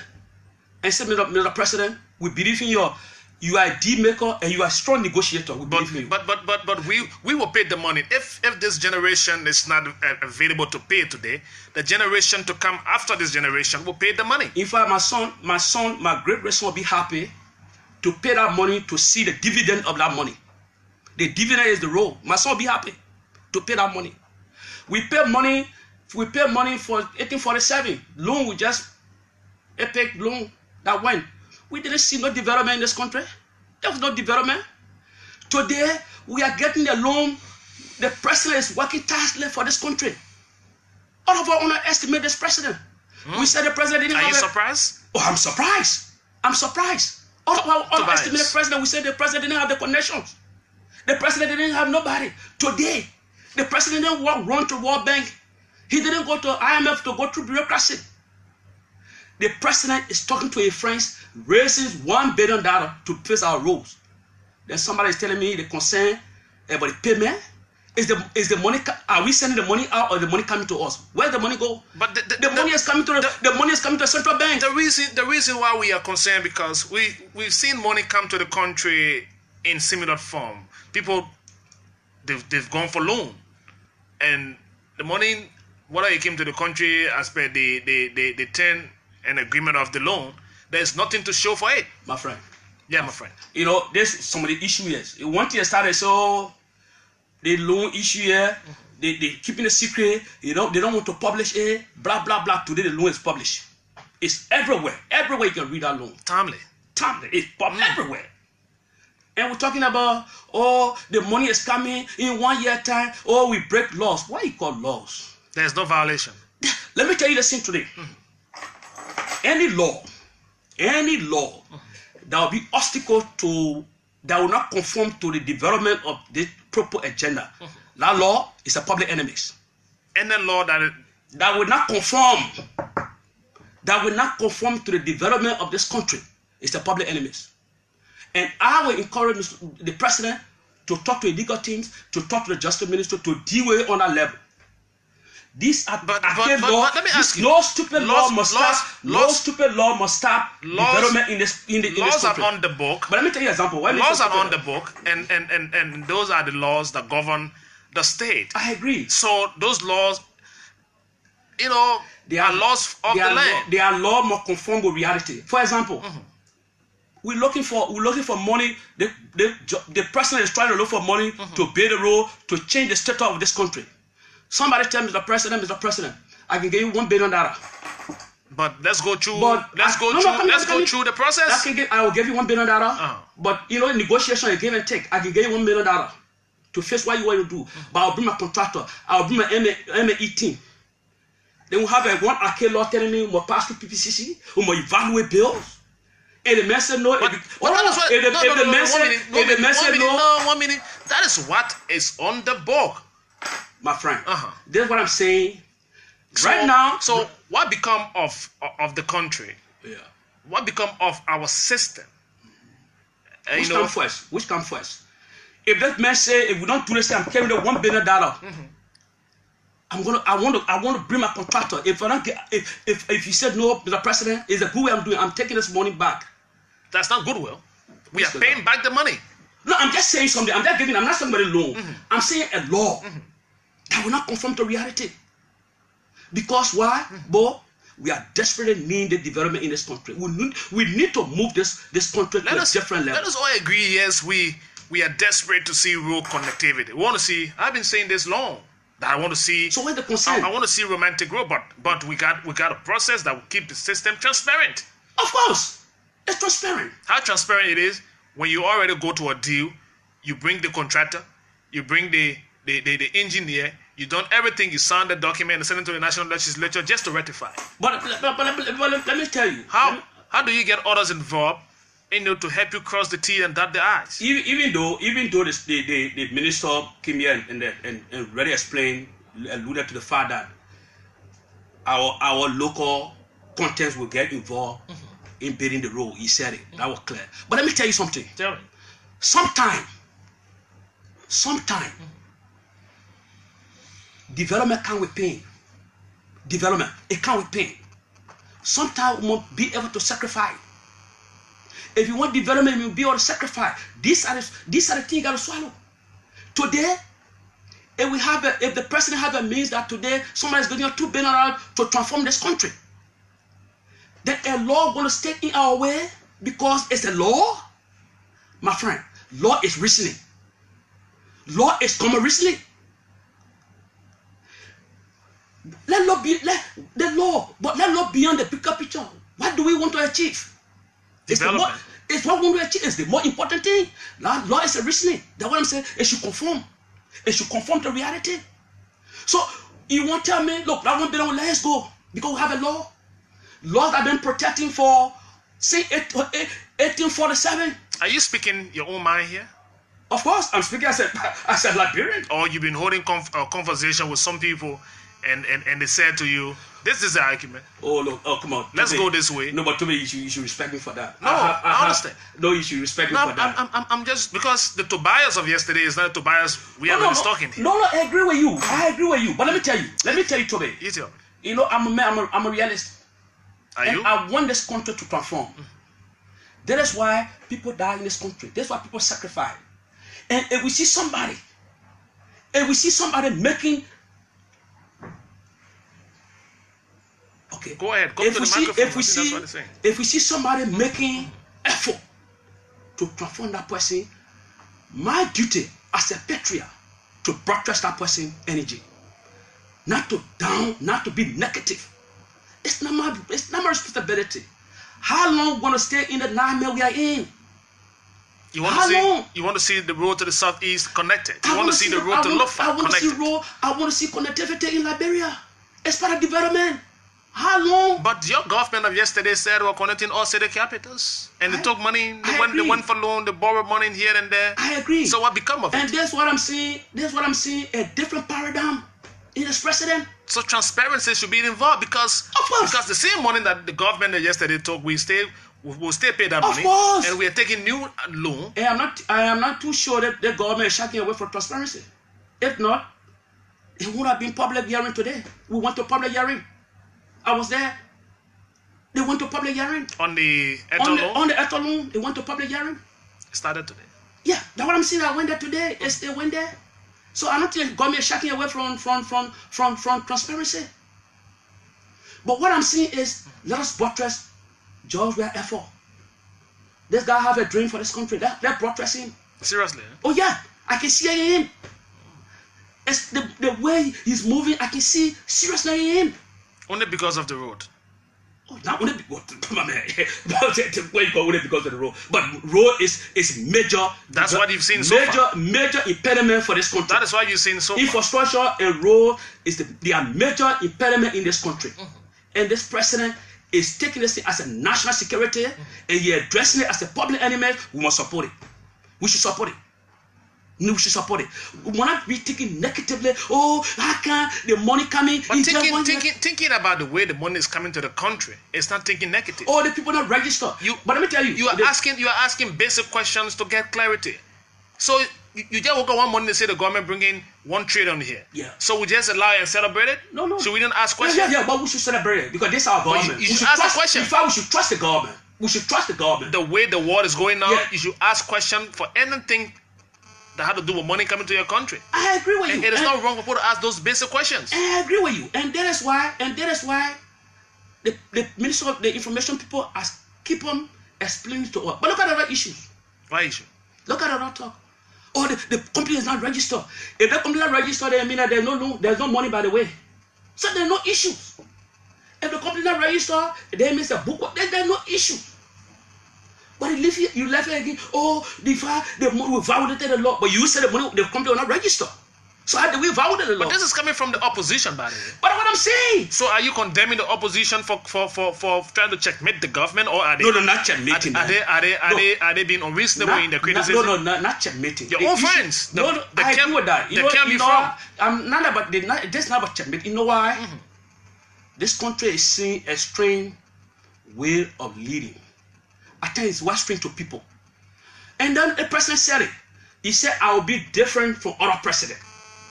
And the president is keeping to his promise. That's why people are strange to how the president is moving. Look at the other one I read yesterday on front page.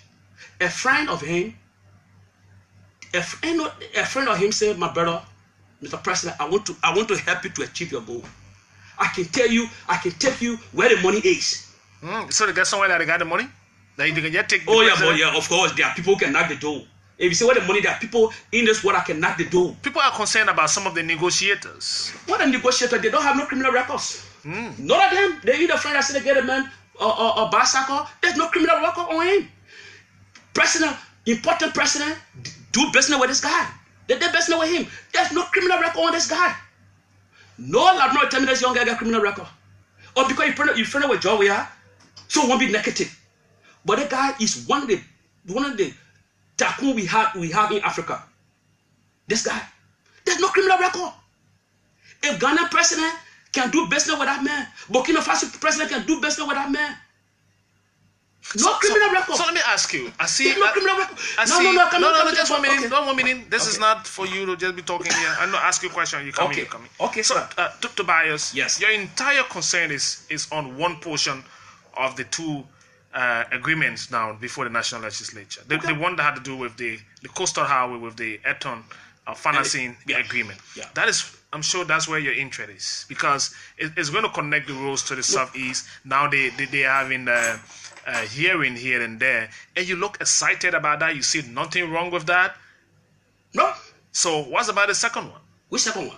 The one that had to do with the 426 million. The one that I have problem. The one that the people are just saying that they begin to say, oh, they've got the guy's friend. He's a friend to Joria, and he bought a jet plane here, and he's the same guy take the man to Eurobond to tell him where the door is. To why they war with here. Conflict of interest. They war with here. If you don't have the contact to knock doors, my friend, you will sleep behind that door. You need to know somebody who will knock the door. Who is this? Oh, remember me. That's how you move in this world. That's all the world about. That's what they call global village. So let me help you knock the door, and I give you the money to do the work. And this man said, look, Mr. President, forget it. I've been businessman for long. I'm one of the richest African we ever have here. I have a lot of investment in Africa. I can tell you, I can carry you. You are just coming, and the president is just coming. I can carry you where we can make this thing happen to achieve your dream. The president must say no. Okay, so at that point, he takes the president and they succeed to get the loan, and then we give him the contract to do the work. I don't have a problem with that. If that man, I don't have. You don't have a problem. There's no problem. What's the problem? What is the problem? If that man has the technical know-how to build the roads, they may build a road in Ghana. So let's bring him and go through the vetting. Then let's open it. Let him apply and go through the normal process. And once.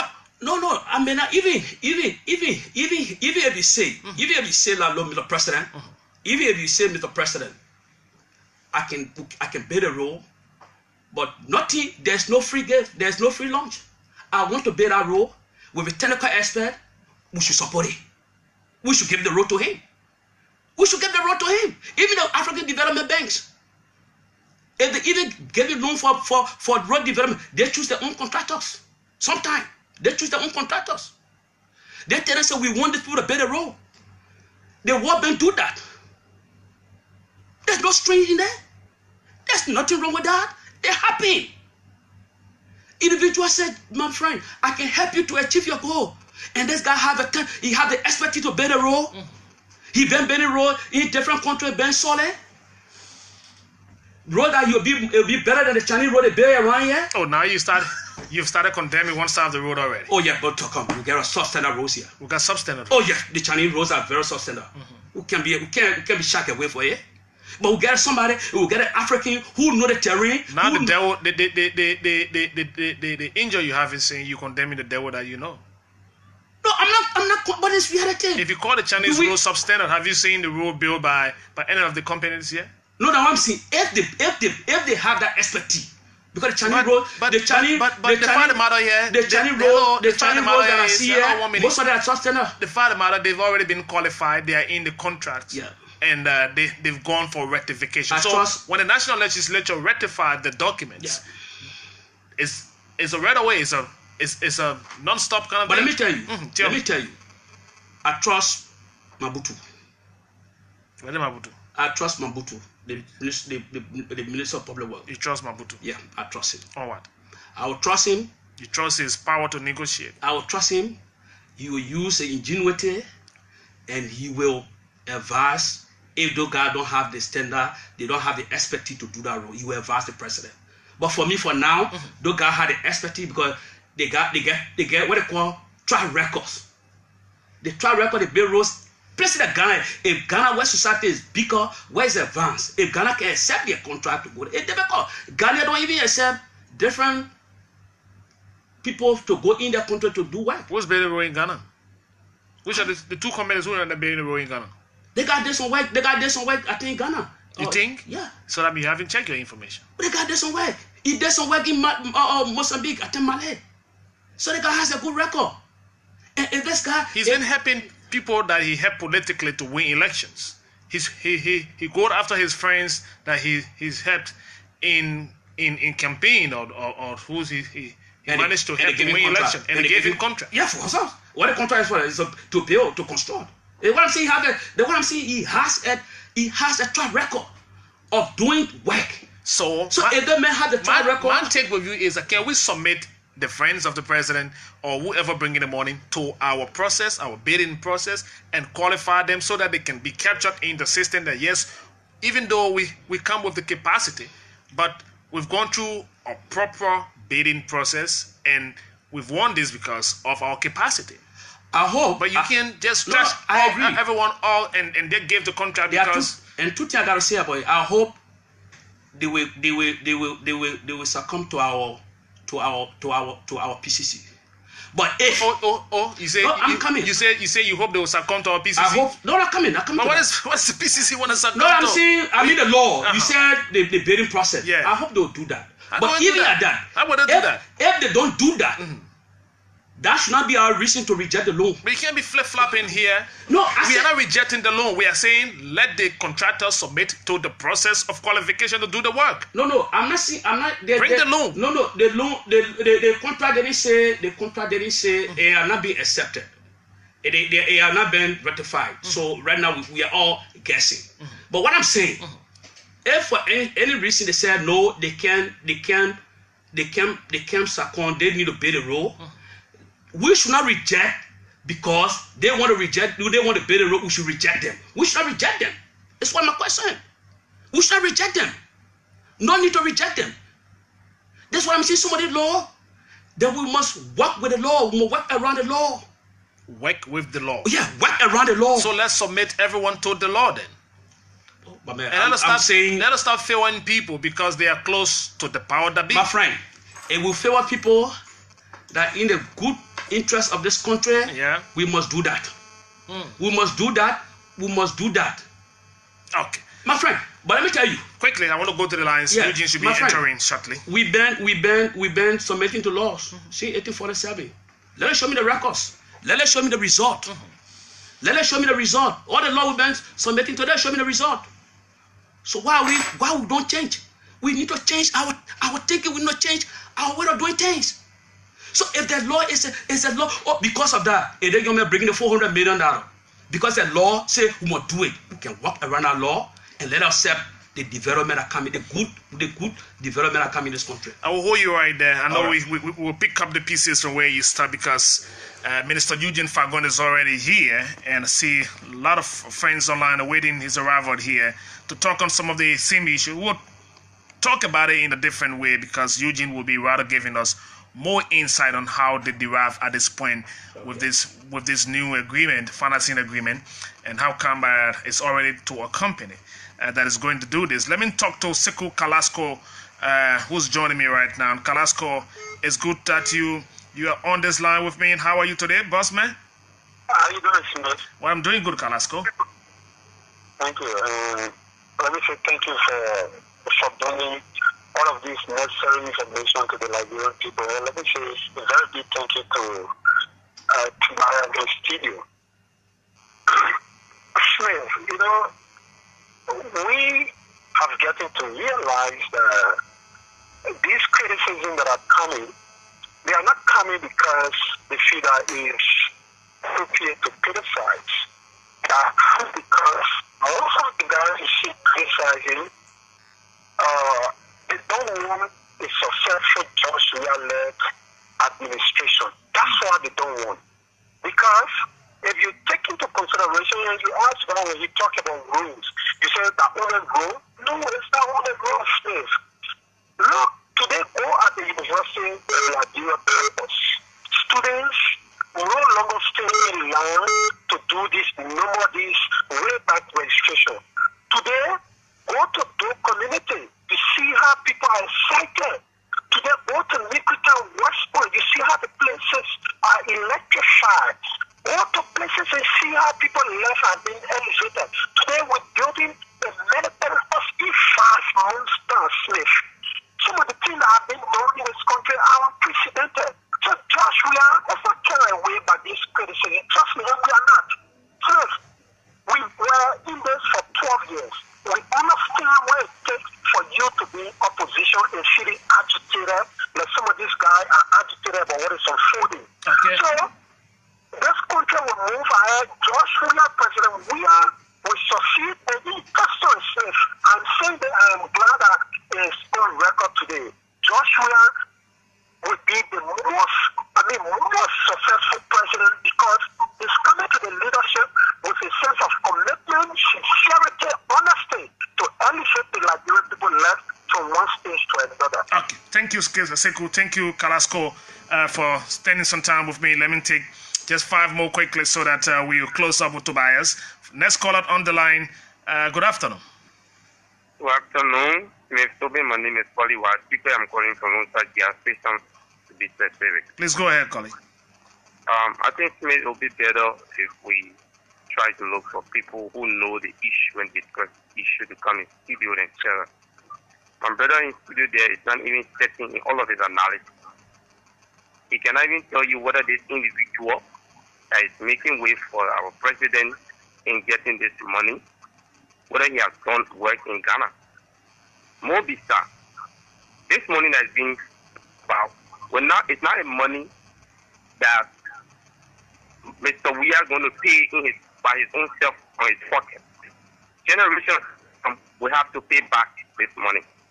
So whatever negotiation that is purported, this should find a signal that we have to critique and know how this money is going to be spent, who are the contractors, because we have people that go on the internet, they have book of concessions agreements, and then we go into it, we suffer tomorrow again, our children and children to come, suffer to pay back this money. All right, thank you. Sorry, I can't go more than that. I'm trying to slip in the calls now as fast as possible so that we can get a response from Tobias and bring in the Deputy Minister, Eugene Fagon, who's already set to discuss some more of the issue. Let's take the next caller. How are you? Good evening. Good evening, Smith. Good evening to your studio guys. Thank you. And what is the name, sir? Thank you. My name is Ambassador T. Patrick Nima, and I join your conversation this evening from Central Clarendon. Okay. Smith, I've been following you on your show today. Let's be frank. The president, Ambassador George Manawia, had good intention for this country. For the government going out to go and go borrow, I don't know how people really see this. There are other people, they're complaining why the president should go and go borrow money, or why the government should go borrow money. You don't have money in this country. Your national budget equals salary. Where will you get money from to build roads? You know what I'm saying? So the intention of the money is good. I think what you are saying to be praying for now is whether or not the money will be used for its internal purpose. Okay, thank you very much. That's why we're talking about the transparent side of it. Let me close the line. This final one here. Before I do that one, please hold the line. Let me go to Sudan. I see one call coming here. I'm sure that's calling. Hello? Yes, how are you? Hello? Yes, my name is Augustine. I'm calling from Sudan. Sudan, okay, from Sudan. All right. Yes. Firstly, the statement is made concerning the Chinese role being substantial. That, for me, I would say lie regularly. They are not being factored to the Liberian people. It depends on how the contract looks like. That means the Chinese rules that are being substantial. Go to Uganda. I think what are you doing to Uganda? This is in Ghana. The whole people is very in Ghana. Who have breaches their cities? Who have breaches their base in Nigeria, in Uganda? Why would he say the roads are substantial? Is he an engineer?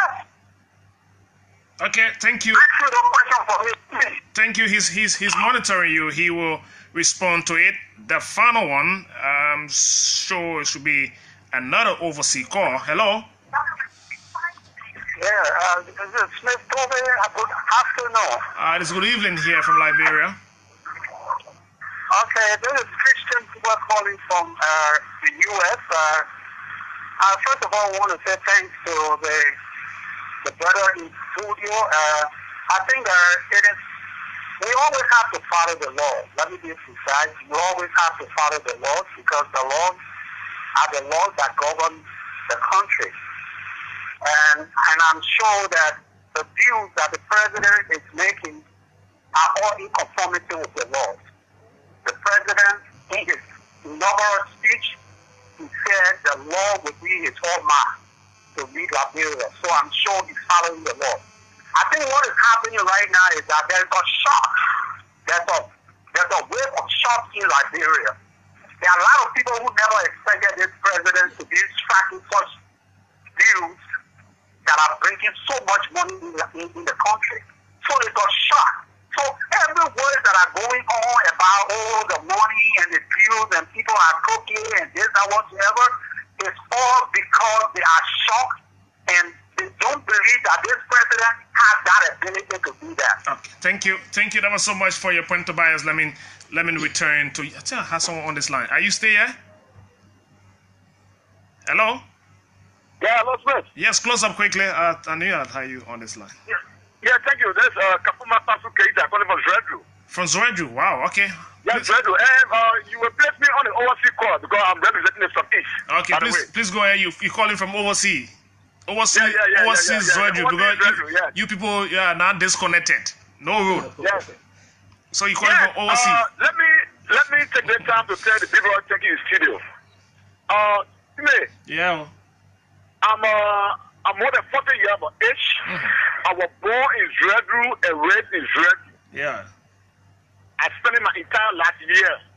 Smith, this road issue, let me make it clear. The president we are lucky, he can bring yellow money, green money, black money, purple money. We don't care. We need our roads. And for the lawmaker for the Southeast, any lawmaker for the Southeast, I'm saying for the Southeast, you will get the citizen to contend with. We are taking radio for starting for tomorrow. We'll take the campaign for radio station for the South County of the Southeast. We don't want to listen to anything besides the road. Okay, thank you. I know how passionate you are and excited you are to see the road. Myself, I'm worried about the road going to the Southeast. I see no reason why we should be taking hours upon hours. But let me come back to you now so you wrap up. I can't keep the minister waiting for more than 5 minutes outside. Let's go ahead. Let me address the guy from Sudan. I don't know when last you were in Liberia. So that's why you want to question me. But when you build a road, but you're not following the development for Iran. When you build a road after 3 years, the road is a bust. It's not a sustainer. Look at the Jamaica road. Look at the one that go to 72nd. So holes. Is that a sustainer? Look at the one that live in the Freeport. Who built that Chinese people? Is that a sustainer? So maybe he is in Sudan. So you may have, I don't know when like that way visited here. So that's why you're questioning that the Chinese built a sustainer road here. It's an open secret. The road Chinese built around there, most of them are sustainer. But let me say this thing to me. Quickly. We want to thank we from the Southeast want to thank the president for the step he's taking in bringing relief to the people of Southeast. And as the last caller said, any representative from the Southeast who will go against this road, you will see the wrath of that people from Southeast. We urge all of our senators, our representatives, to sign this deal so that we can have a road in the Southeast. And I don't think the president is violating any law. Whatever he does, he do it in conformity with the law of the Republic of Liberia. Okay. So thank you. Thank you very much, Tobias. We are right here sharing some time on the conversation, and I tell you, we're going to get going, yeah? And the call from the Southeast, from Zredru, let's consider that call as the over forest call, and not the oversea call. Ambassador Dumba, you are late. I'm sure it's time to bring in Minister Eugene Fagon. And we'll talk details of this government new $426 million. I want to hear how the government of Liberia will explain in detail for the understanding of the Liberian people issues surrounding this contract. Can we get Minister Fagon in now? If you love Liberia, just give your country some love. Thumbs up for those of you watching on the social media. Louis the Irresistible Pony, you are also late for this segment. You have to wait for the second phase. Show some love to your country. If you believe Liberia will rise and prosper, assalamu alaikum. You better show love to Liberia. Rubber hands. The man going here, you fago.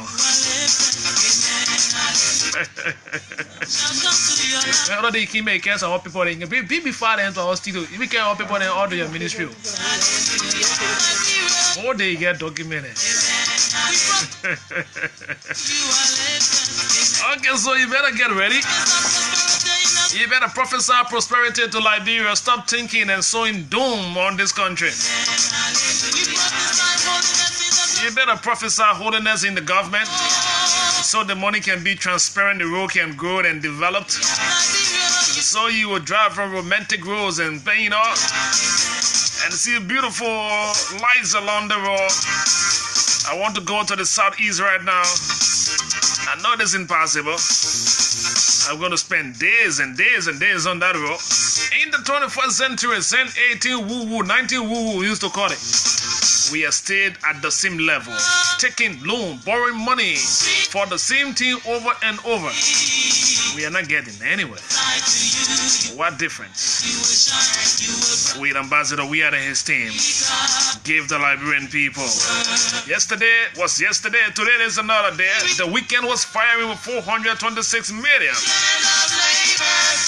And so to explain that a little bit more better for us to understand, that's why we invited the government mouthpiece. The fast check. Hallelujah. Hallelujah. Rise up. Rise up. And enlarge your book, for the day of your lifting has come. For favor shall embrace you from every angle, and your enemies shall see your lifting. They shall see. I don't got a lot of you. Eugene, what's up? Yeah, you are right now. You don't know why I'm laughing. I know. Unless you want me to share the fun with you. Should we bring a jacket for you? No, I'm okay. Yeah, you okay? I'm from Cole. I just giggled because I saw the press statement issued by the three political parties. Oh, yeah. And they said that they have decided to collaborate, as if to say they did not collaborate in the second round. So maybe this time around is more collaboration on a common purpose. They say they will meet their legal team to draw up the framework. So again, politically, I wasn't wrong when I referred to the guys as the ragtag cartellers, because they were not together. They appeared disjointed and not cohesive, incoherent, and most profitably, if I may say, dysfunctional. Now they are going to come after you like the cat running after the mouse. They are getting prepared. They are putting the arsenals together now. You cannot collaborate before and then come to announce after that you are collaborating. It's a joke. You people were branded as the cartel. It was the ANC, the Liberty Party, and the Unity Party. And we all know that they did that. And then you come back and say, now you're signing a statement to collaborate. What were you doing in the second round? They were collaborating. You were collaborating. So just say, in continuation of our collaboration, we have decided to draw up a framework so that we're able to put pen to paper and make it much more legal this time. Then we will call you guys the Alliance of Cartellers.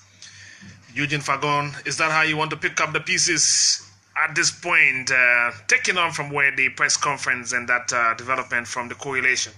So no more introduction for you. I was just taking you off cue, and then we had to go. But how are you faring? I'm faring extremely well. I am very good in my body, my mind, and spirit, knowing that indeed Liberia will rise again under the leadership of His Excellency President George Manawia. So right now, I don't even need to eat. I'm so excited, and nobody will understand.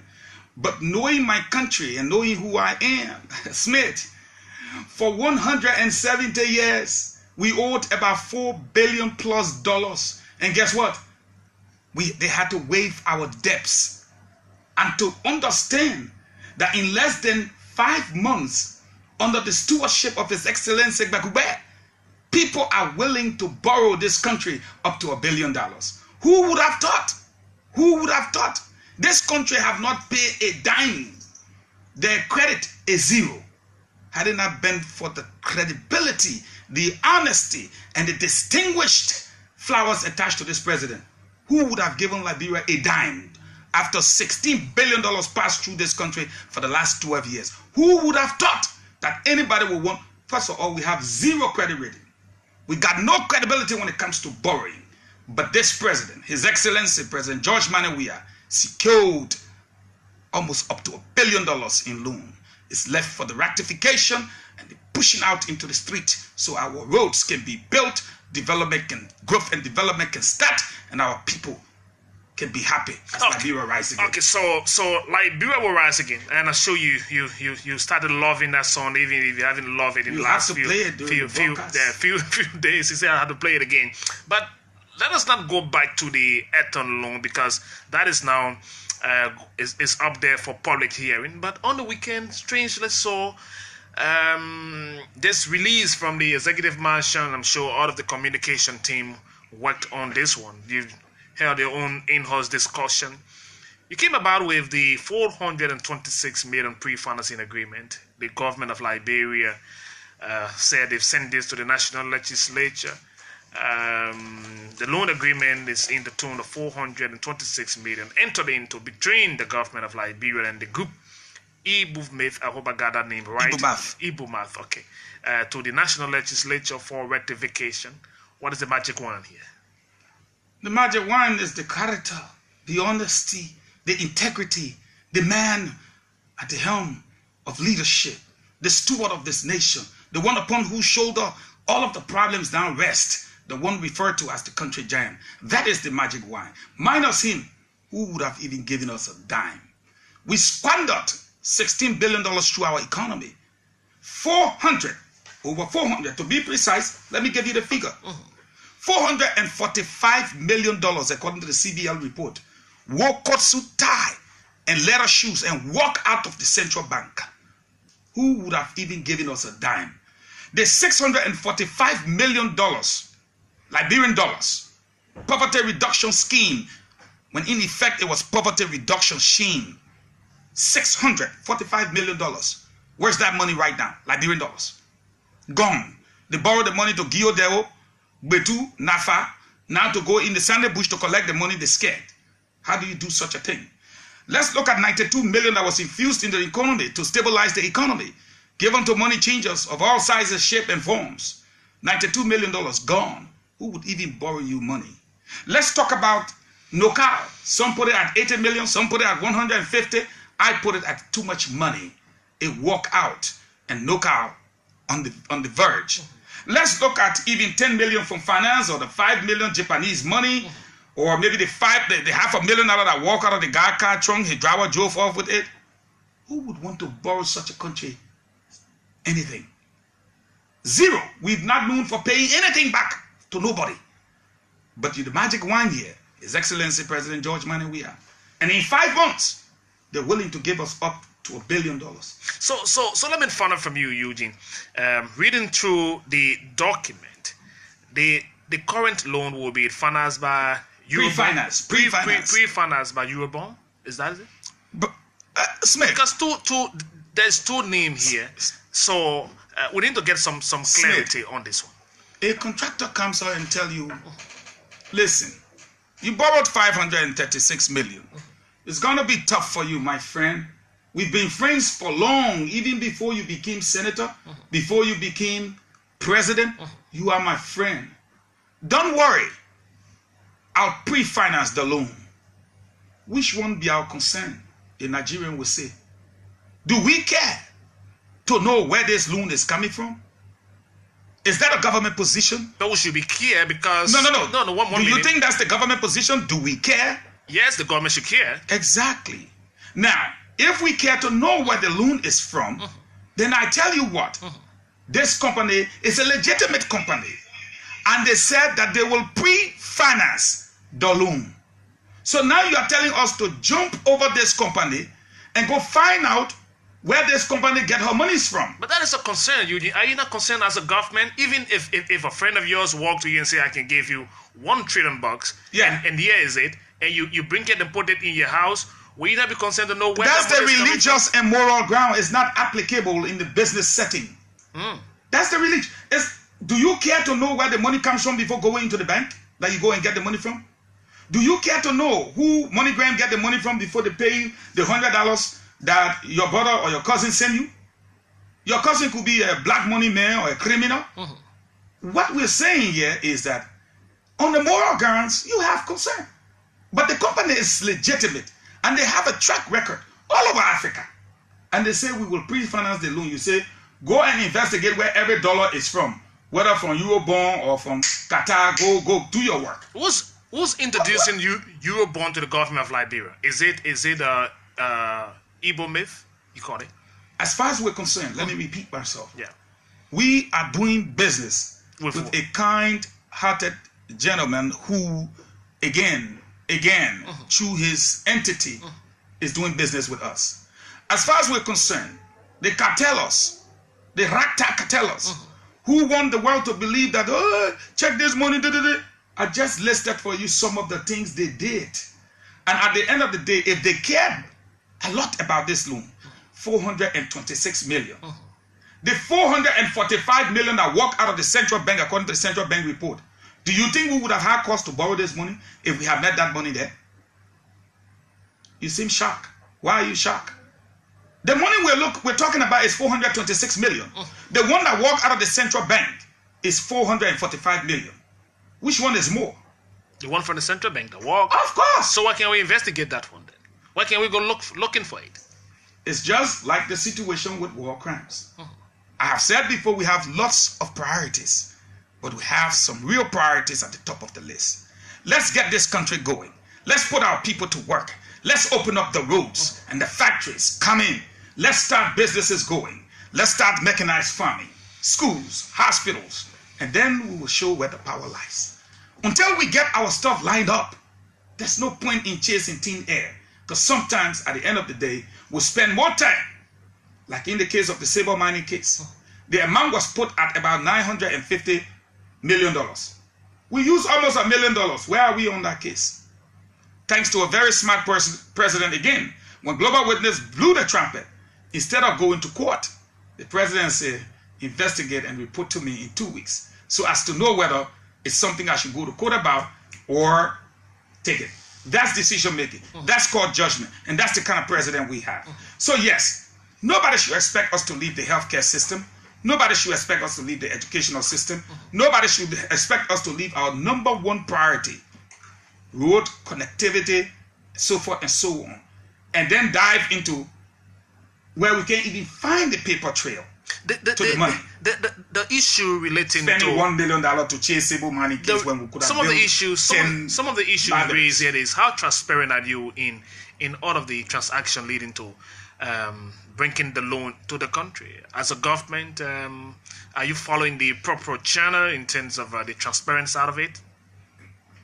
Don't even mention PPCC, because that's what the ragtag tell us want you to believe. Because PPCC, LACC, GAC, they were all here when $445 million walk out. But that's the system you got in place here. So why can you? No, the reason why I say don't mention it. If at all the system is the problem, can you correct the system and make sure you follow the proper? And that's the point I was trying to. That's the point I'm trying to get to right now. Go ahead. The people who's blowing the hot air. If you want to talk about transparency, PPCC only exists if there is money to procure. How do you exist in the absence of money? So, this president has secured the loan. You want to know how transparent it is? He takes the whole thing and carries it before the representatives of the people. He brings the loan before the people and says, here it is. Take a look at it. If you want it, take it.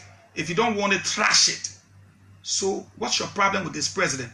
Is that not the height of transparency? But when you say you've already entered and you agreed and you sent it for ratification, that means you already sealed portion of the deal. No. Let's get one thing straight. We're not going to teach the ragtag cartellers civics. They already should know that.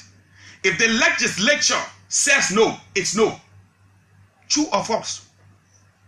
So we're not going to teach them simple civics. That's not our job. Transparency. He's brought the loan before the representatives of the people. Look at it. You take it or leave it. Take it or leave it. It is left with the legislature, representatives of the people. And if the people say it is good, it's good. Who are these ragtag cartellers to tell the people that it is not good? And if they are justified and they are right, the legislature will turn it down. So let's wait and stop jumping the gun, because in the absence of money, PPCC does not exist. But is that any reason why you even go to the point of going through it with what is considered as a close friend to the president? And that's another portion of it. Give the contract to the friend of the president who helped the president win the election, giving luxury of travel, and make him to be that president of Africa and the world. Now, with his interest, we've given him something to do in our country. So it's payback time here. What have you given him? Remember what the ragtag? We're giving him a contract. We're giving him this contract. Well, you didn't give him. He offered you. He offered the contract. He's pre-financing it. Where is your money? We will pay back the money no matter what. Thank you. We will pay back the money. So thank you. So all you got to do, tell this friend of this country, hey, we don't need your money. We don't need anything. Because here is the fact. Fact number one. The ragtag cartellers wanted the world to believe that the plane was bought for 30 million. After it was proven that the plane was not bought, they tried to make it sound like it was a gift. After it was proven that it was not a gift, they said it was a bribe. After it was proven that it was not a bribe, they said it was a token. After it was proven that it was not a token, they said it had national security concerns. Now they're saying that you gave the contract to your friend. No, here fact number one. Fact number one. Our friend offered to do the roads for us. Pre-finance it himself. He go and look for the money, but while it is stayed in the Puebla, we call it. You know one of the reasons why he even got to go look for the money? I will start to pre-finance the work. Yeah, you know why he got to even go look for the money? Until you tell me. Because we don't pay our debts. That is why you are here. We don't pay our debts. We don't pay our debts. We go through hoops now. Thanks to this president, he got friends in real high places. Had it not been him, who would have gone to borrow $1?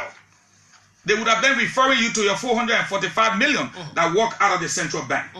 Your 645 million that you gave for poverty reduction scheme, calling it a scheme. They knock out almost 150 million. Yeah, they would have told you. So now, thanks to this president, he got friends who can look at you and say, I will pre-finance the deal. I will build the road to specification. And if it's not, then you don't have to pay me back. But I will make sure it's perfectly done. And if you're satisfied with your work, pay me. So let me ask you, is that not the greatest risk any businessman can take? What justify the guarantee of the road? The Liberian people or the government? Or my friend Toby. Or the friend of the president? The Republic of Liberia has engineers. Maybe one or two of them may have been contaminated, like in the case of Jalatan Road and the SKD Boulevard. But it does not mean a lot of them do not have character and have a sense of patriotism and love for country. There are many of them here. If that road is supposed to be 6 inches, guarantee you it will be 6 inches. Because we've gone 5 months now. How many persons you heard in this government store? How many persons you heard in this government store monies? But you get money in the state. You don't give farm money in the government. You steal the money. So you now taking force on the ragtag. When you pass your budget and then we'll start to checkmate your performance and see what your performance report will say. We'll see whether you. One day he's broke. He's trying to build his house, but his friends own millions. His son plays for Paris Saint-Germain and the U.S. national team. His son Timothy. Such a man, you say he's broke. Then one day when the friends come to help, these people will make noise for 12 years, 24, and then 36. I can see that and I foresee it. Are they making baseless noise, you call it? They're making noise. Until, you see them now? They're asking you simple question because they want clarity on the issue. The question? What is the question? Someone offers, Remember, we have this coastal highway that is supposed to go through the coastal counties. The first thing our detractors said, Why do you call it coastal highway? What does it matter what we call it? We can even call it Smith-TOBY Highway. The fact that it's dead. Look at the kind of baseless argument. Are these now people that will go for 36 years? But in addition to the coastal highway, this man is offering to pave from Tapeta to Zwedru, from Zwedru to Greenville, from Tortan straight to the Ivorian border, from 12th Street to Kesali Boulevard. Elevated road, I'm hearing. What? Elevated? Do you think we play? You're going to build an elevated road, 12th Street? Some part of it. Because at the end of the day, we did not come here to think small. Bay 2-lane road going to Rawafi. Negotiations are on the way to expand that road to 4 lanes. Let me inform you now, so the ragtag cartellers can hear it. If possible, the road from Zwedru to Kawe Ken. Why are you referencing people because of the concern as ragtag? Oh, no. Ragtag cartellers. You, one thing I like about your show, and why do you reference people like that? When the Mo Ali then, you know his position, what position he held in our Unity Party. When the Mohammed, the Baga Jaliba then, you know the position they held. When the Dawas Dylan, and I'm naming names so you can know why I'm calling them ragtag cartellers. They are not the people that are ordinary people on the road voicing concerns. Those are the ragtag cartellers. Dysfunctional, undesirable. Look up the word. You're behind your computer. Ragtag, undesirable. So over 60% of the Liberian people voted for this government. It means they voted against the cartel. And to see the ragtag cartellers who squandered millions and billions fighting people in the southeast not to get a road. The names you are calling here are the ones who took the billions and billions of our country? Oh yeah, it was their cartel that operated the country then. Do you dispute that? The last time I checked, Darius Didon was not. It was part of the Liberty Party. Here is the collaboration right on the phone. I just read it to you. You haven't gone to government to serve, so how can he does not have to go? A carteller. He is part of a political party. A political cartel is a group of political party, not one. A group of political party using state resources to perpetuate themselves in power. That is declared definition, and he was part of one of those parties. Back to the issue here. I know when the lines are open, the guys will come after you in the way they want to respond to the issue. So, and just so you know, breaking news. What is breaking? The president have prevailed upon Mittal Steel, and they have accepted to pave the road to Yekepa. And if this deal is consummated, the 426, if it's consummated and put out there, this man is ready to start moving his equipments in the next 60 days. And moving on to build the road Yekepa to where? Sanikoli? I know, Ganta to Yekepa. Yeah. Okay, so everything about you is all about road. Because we have two. Allow me to say this. Because we have two prototypes. You see Buchanan? Almost every weekend, everybody running to Buchanan. The roads, good. Everybody leaving for Ganta because we got roads. Nobody right now wants to leave for Zwedru because they know they will spend 1 week on the road. So imagine if we put the roads there. I'm going to Maryland. They say they got beautiful beaches over there. I'm going to Fishtown and eat good fish. I'm going to River G and lay in the beauty of natural forest all around me. That's what I want to do. So let me understand this arrangement of the loan, the financing part of it, the Euro bond, and of course the 15 year, the 5-year grace period, the 10-year interest on it. It's just written here, but there's nothing about the interest on this money, how is it going to be, at what interest rate, but we know there's an interest that the country will pay them. Yeah, if that's something you want to do, I mean, you want to know, just wait for it to come from before the legislature. You will know everything. Was it possible? I will not jump to any numbers here for you. But was it possible to include that into the into how this agreement came about? Because if this agreement, have you seen the agreement?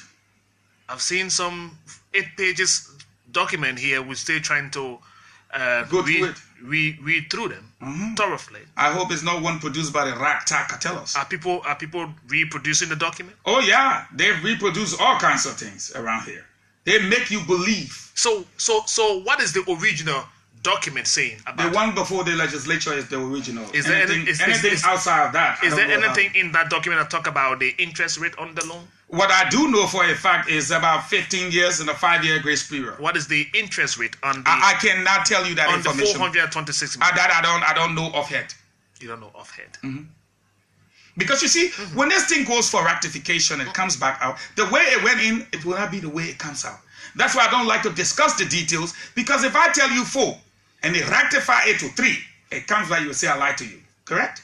It's there now. We'll wait for it to come out. What I am discussing here is the fact that there are certain people that are anti-progressives at this point.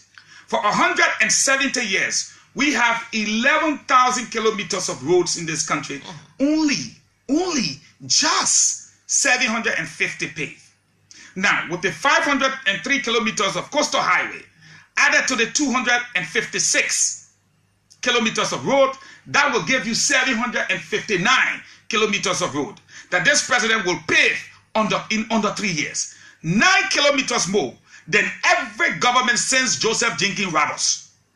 So because of that, let us violate the laws and just give the contracts to people that we justify in our own mind that they are the right ones to do the job. So there is no bidding process. We go to one agreement, and at the end of the table, a construction company can just walk in and then get the contract. What bidding process? Do you know why people bid?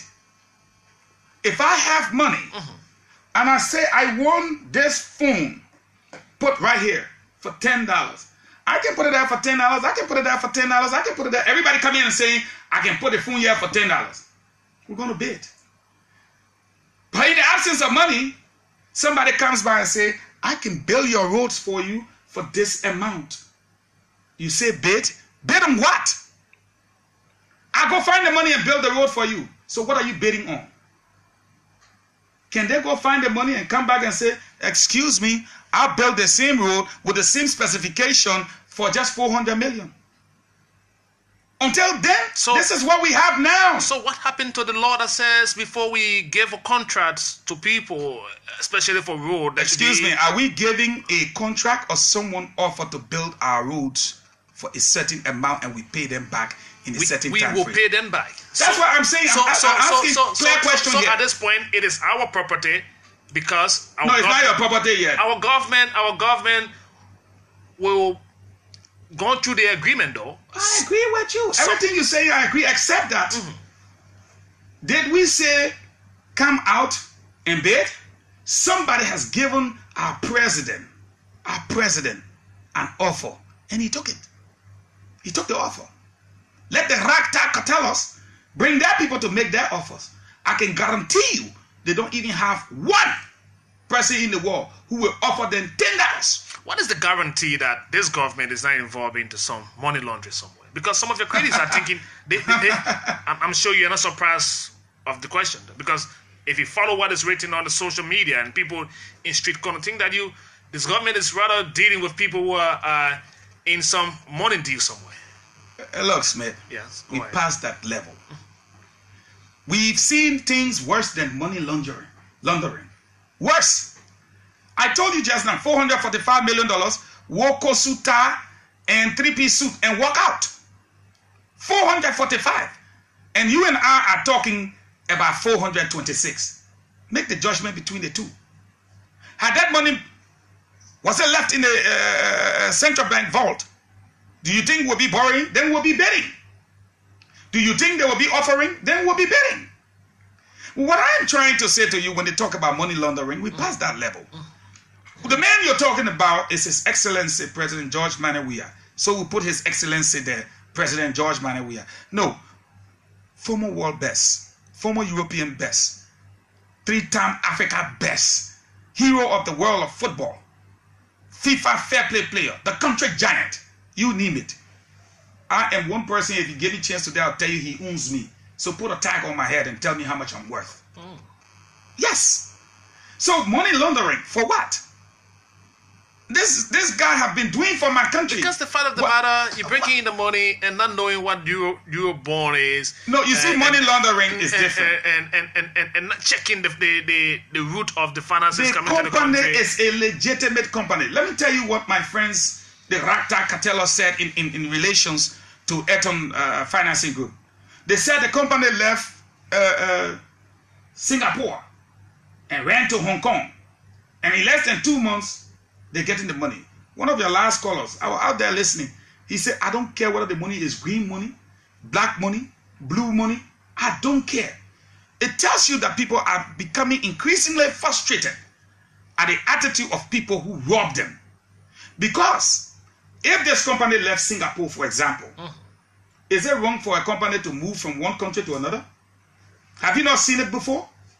So even if they're 3 days old in Hong Kong, the fact that they are legitimate, we can do business with them.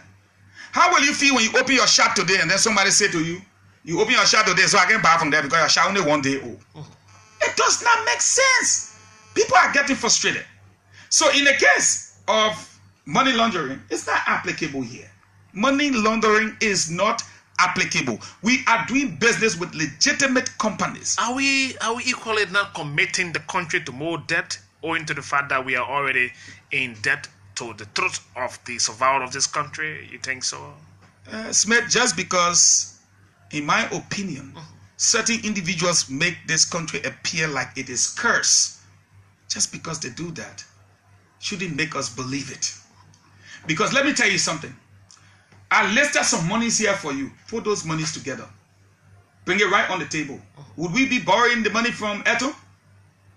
Look at the money that was stolen over a period of 12 years. Should we really be borrowing? If the ragtag cartels had not stolen the money, we wouldn't be having this conversation. So those are the same people who are saying, can you bring the money back to the central bank so that we can make it wear Kosu and tie and walk away? Because guess what? As in the case of Ibumaf, the men say, I bail a road. The ragtag cartels does not want the road. They want the money. They want the money to go in the central bank so they can bid on it. They don't want to see the road. But equally, when the money comes to the country, it's going to come to the central bank. What is Liberian involvement? What is the typical Liberian involvement in all of this in terms of contract and creating jobs? Because if the contractors will come and it's going to be foreign people doing the role, you think so? How do we put the president's word into action that Liberians will not be spectators? No, they wouldn't. Every job that is available for, hey, you know, just because you had a bad dream last night, we're going to be laborers, though. Just because you had a bad dream last night does not mean you shouldn't sleep tonight, though. I'm warning you, Smith. Go to bed and relax yourself. I can understand the trauma associated with your question you just asked. Because the past government sat down and allowed certain people to come here. I have seen foreigners that are waitresses in restaurants. So if we have qualified people, and I'm asking you to take this up with the Labor Minister, Moses Wakoli. If we have qualified people to do a certain job, they will do that job. Guarantee you we are not making any mistakes with regards to our people. So the fact that people had bad sleep yesterday does not mean we'll have the same today. Guarantee you. Any job that a Liberian is qualified to do, a Liberian will do that job. No conflict of interest and no special interest yet. Some of the names we are hearing negotiating the contracts, like Honorable Mayu Shaw and others, Liberians think that they are not doing justice to the country. The president is not negotiating the deal all alone. I'm hearing that is meeting cabinet approval. Did this go to cabinet? Of course it did. Every cabinet minister agreed. In a meeting? I'm a junior cabinet. Yeah, I'm a junior cabinet minister. If they had called for people to put their hands up, I would have put my 2 hands up with my feet. Yes, I would have done it. Because the people in the southeast can no longer afford to be Liberians seasonally. In the dry season, they are Liberians. If you really talk Q. In the rain season, they are Ivorian. Or they got their own country somewhere. Yeah, somewhere. And the guy really true talk. Our Liberian people say the man true talk to you. The man say, consider my call an overseas call. Pick up something from there because it means water separates you and I right now. Rain separates you and I. And so for that reason, the people in the southeast over a period of 170 years have been seasonal citizens of this country. And this president's determination to make them an all-round citizen will not be quenched by a handful of pseudo-political technocrats masquerading as ragtag cartellers. That is not going to happen. Standing to see what this development will bring to the economy, and is there a time frame? I know it should start in pre-financing should start once it's ratified in 3 months. But how long is it going to take this administration to do the roads that you are now bragging about and blowing your horns and see? We are hoping that in 3 to 4 years, these roads, all of them will be completed. All of them. We are hoping. That is why when people say take $10 million loan for a 5-year period, we laugh. What can 10 million do? What exactly can 10 million do? But look at all the roads that will be undergoing construction simultaneously. Imagine in your mind how many jobs will be created. The accessibility of our hinterland, how many agricultural produce and the prices will drop on those products will be coming to market, farm to market. Think about mechanized farming, how many factories and others, companies and stuff will come to do work. How can you open a company in Maryland when you cannot even drive to go to Maryland? You yourself, the businessman. It's time. And this president is ready. And this president is not looking behind. Forward ever, backwards never. Liberia will rise again. Can you keep this as transparent in terms of the way you explain it? Because when you leave room for people to lash at the government in terms of the way you explained the government policy, the decision of the government, and people are rather speculating on the proceeding of the loan. So how transparent in your explanation you intend to go with this?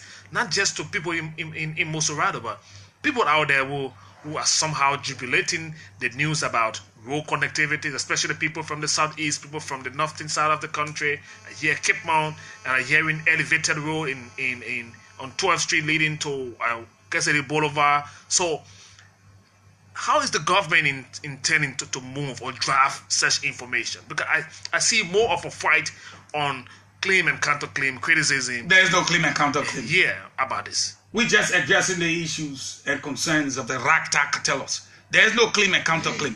But let me say this. On the issue of transparency, can you get it any better than taking the deal to the people and their representatives? Can it get any better than that? The legislature, the first branch of government, the representatives of the people themselves, can it get any better than that? If you know of any, then tell me. Is that not the same legislature that signed in the 53rd, some 60 plus Bugle concession agreement that the same people they represent are yet to benefit from? What difference do you think they're going to make? That was then. My understanding. Do you trust the current? Hold on. My understanding, and correct me if I'm wrong, that there is 3 separate branches of government for the purpose of coordinating the activities to the benefit of the people. Okay. So at the end of the day, that was then. This is now. They may be the same, but the leadership has changed. There is a new sheriff in town, and some things that might have been done in the past by the former leader will not be done by this leader. And some things this leader will do, that leader did not do. And so at the end of the day, let's look at the leadership of the country, and let's look at the leadership of the people who happens to be their representatives in the legislature. I am confident that they will act in good faith. Are you confident that they will do thorough scrutiny into that document and do due diligence? Even though there's news and allegedly that some of them in there are rather asking you, the executive branch, that before we put pen, that's an allegation, put pen to paper, within some cut from the money. I don't operate on assumption, presumption. I don't operate on speculation, perception. I don't look at things from the allegation made. I want facts. And as far as I'm concerned, nobody in the executive branch of government have been approached by any member of the legislature for 10%. That is a made-up story by the ragtag cartellers to buy public sentiments. But the mistake they are making is that no amount of purchase is equivalent to the construction of the road in the southeast to bring about relief to the people in the southeast. No amount of purchase. A very good effort, a very good move by the government. 1 billion in five months. Are there more to come?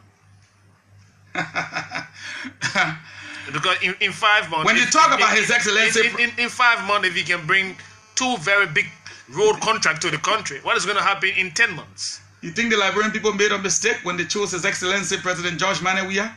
They made no mistake. They took their check and only was written President George Weah. They signed on the front and they signed on the back, knowing exactly what they were going to get.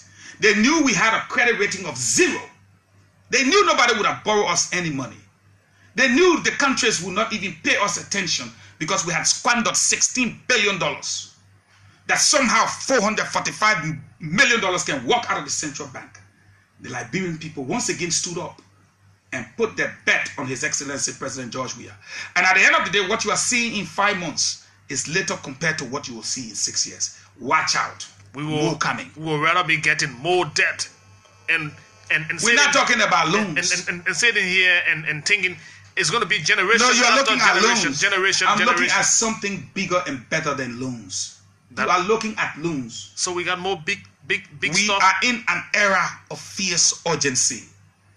But as time goes by, when the jobs are created, the people you call lazy people, the Liberian people that were referred to as lazy people, will begin to bring their produce to market. Factories will spring up. Companies will come to this country. This economy will grow again. And that is why I argue with a colleague of mine. He said, oh, look at Ghana. Next door, you want to compare yourself with Ghana? Ghana took $15 billion in a single day. We took 5 months to borrow under $1 billion, and you're making noise. A single day, and outsourced 3 of their resources. We put it on Facebook for them to see. Ghana debt is placed at $31 billion as we speak.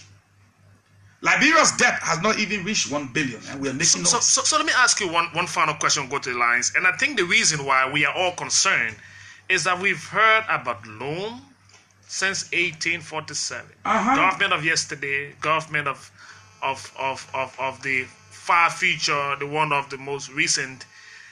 Liberians, we've heard about this loan, so it is not strange, but the purpose of the loan, the projects intended for the loan. So we hear big money, but we don't see the work for that money. So what is the guarantee that this administration will live up to their expectation, and Liberians can trust that your loan will be vibrant, viable, and be tangible? We will see the end result of what you are putting the country into. You want to know the guarantee? Let me tell you about the 426. That's exactly what's making the ragtag cartellers angry. They say, hey, bring the money. The man said, I'll build the road to specification. I'll pre-finance the whole deal, and you can look at your road, and if it's good, you pay me. If it's not good, the ragtag cartellers don't want the road. They want to see the money, okay? The guarantee is the man is going to pre-finance the loan. Pre-finance. Take his own money, put it there. Then build the road. That in itself is the guarantee. Because he's a friend of the president. No, because if he doesn't build the road, you don't get paid. That's the catch-22 you just see. No roads, no money. So what argument can you make? The road will be built. The road, let the message go wide and clear. The roads will be built. We want to know the interest on the loan as well. So we will check it up together. Yes, we'll check it out when the legislature pushes it outside. Okay. So let me go to the lines and get some more interaction now. All of the followers on the social media, it's been a wonderful time keeping you glued to this radio. I see how the viewership on this segment looks very high as we speak with Minister Eugene Fagon. And he's raising a lot of issues. Our lines are open for your interaction. Let's stick to the discussion. Out of the friends, Boaka Jaliba, you mentioned his name. You remember that? Okay. So can you please listen to his call here? He's my very first caller. Mr. Yeah, sure. Mr. Boaka Jaliba, your name were mentioned time without numbers. Is there time to speak? And I will give you 2 minutes. Good evening. Please go ahead, Boaka. Well, just to begin with, earlier, you heard the Deputy Minister of Information referring to people as the ragtag cartellers. I don't believe that Eugene is a comedian and listening to him for 1 hour. I mean, it's just an exercise of that kind of comedian rule. First of all, Mr. Minister, there's no word called cartel. I mean, you keep using the word over and over. I mean, it's a misword. But again, I can understand the limitations. Hello, are you monitoring at the same time you're speaking? I wouldn't mind taking you off this line. Can I just close up here? Can you say that again? Yes, I mean, I'm not monitoring. I'm just trying to provide some information, and then I begin a real conversation. Okay, please go ahead. Go ahead quickly. So, one of the things that we talk about, Eugene, is that, and probably he doesn't understand, is that there is a Public Financial Management Act of 2009. The PSM Act 2009 talks about before you take a loan, there should be you convene a debt management committee, and there should be meetings to be able to do the analysis of the debt. Up to now, the government of Liberia has not provided one project document on record anywhere that can justify the technical details of the loan. And especially those kind of questions I want to ask. When he talked about yesterday with the loans, nobody is saying that we just do not want the rules, but we want transparency in the process. Smith, there is no economic or social rate of return analysis, no environmental or social impact analysis done. If you ask Eugene now in his studio, look at where is the debt sustainability analysis? Where is the debt to GDP ratio? He then talks about some finance limited, Smith. You had all of that in your government. Where is it? You said? You had all of that in your government. Where is it? Where can we find it? Okay, so just remain quiet, Eugene. Let me just lay on this point. Yeah, okay? Let him quickly, Baka. He talked about Elton Finance Pty Limited, Singapore. The government of Liberia did sign the contract with Elton Finance Pty Limited, Singapore. That company was struck off in 2017, January 2017. So it does not exist as a company. When you want to talk about Hong Kong, the Hong Kong branch of Elton Pty Limited was not what you signed the contract with. It's unfortunate that the Minister of Information, the Deputy Minister of Information, has not even seen the document. It's also unfortunate that he has no argument. First of all, the interest rate in the Elton Finance Pty document is 1.4% per annum. He doesn't know. He has never read the document. So clueless. He sits in the studio and so. I mean, find it comical that I haven't read. All right. Thank you, Boakai. Thank you. Others are on the line. Minister Eugene Fagon, I will ask you to please take note, and so that you will respond at the end of it. Let me take another caller down. Hello. Yeah, thank you, Smith. Yeah, thank you to the platform minister in studio. Hello. Yeah, thank you, Smith. This is Cooper Pathway. Okay, Cooper.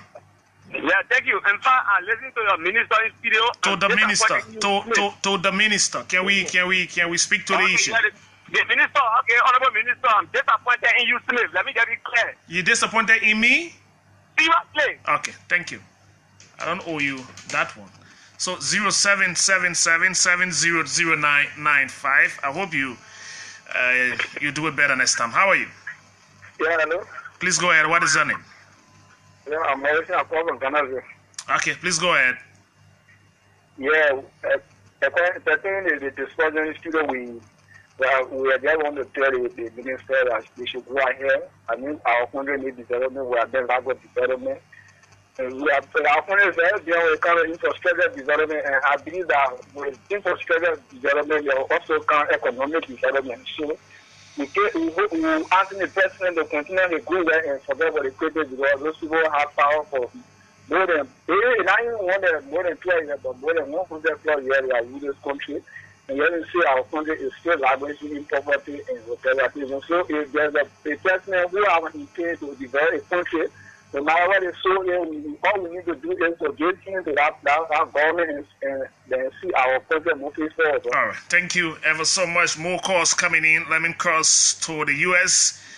and slip in one from here. Hello? Hello, good afternoon, Yes. Mr. Smith. Yes, please go ahead. Good afternoon, the Honorable Minister information, my good friend Eugene. This is George Cameron. I'm calling from Houston, Texas. Please go ahead, George. Eugene is following. Okay. Yeah, thank you. Okay, the loan, about the loan. What I want to tell the minister here is that even though we need road, on a low condition, no Liberians will say we don't want roads in Liberia. We need it. It's urgently needed. But the way this money is coming about, or the contract, or whoever's giving us this money, the way it started, they got all Liberians that you're teaming the other way around.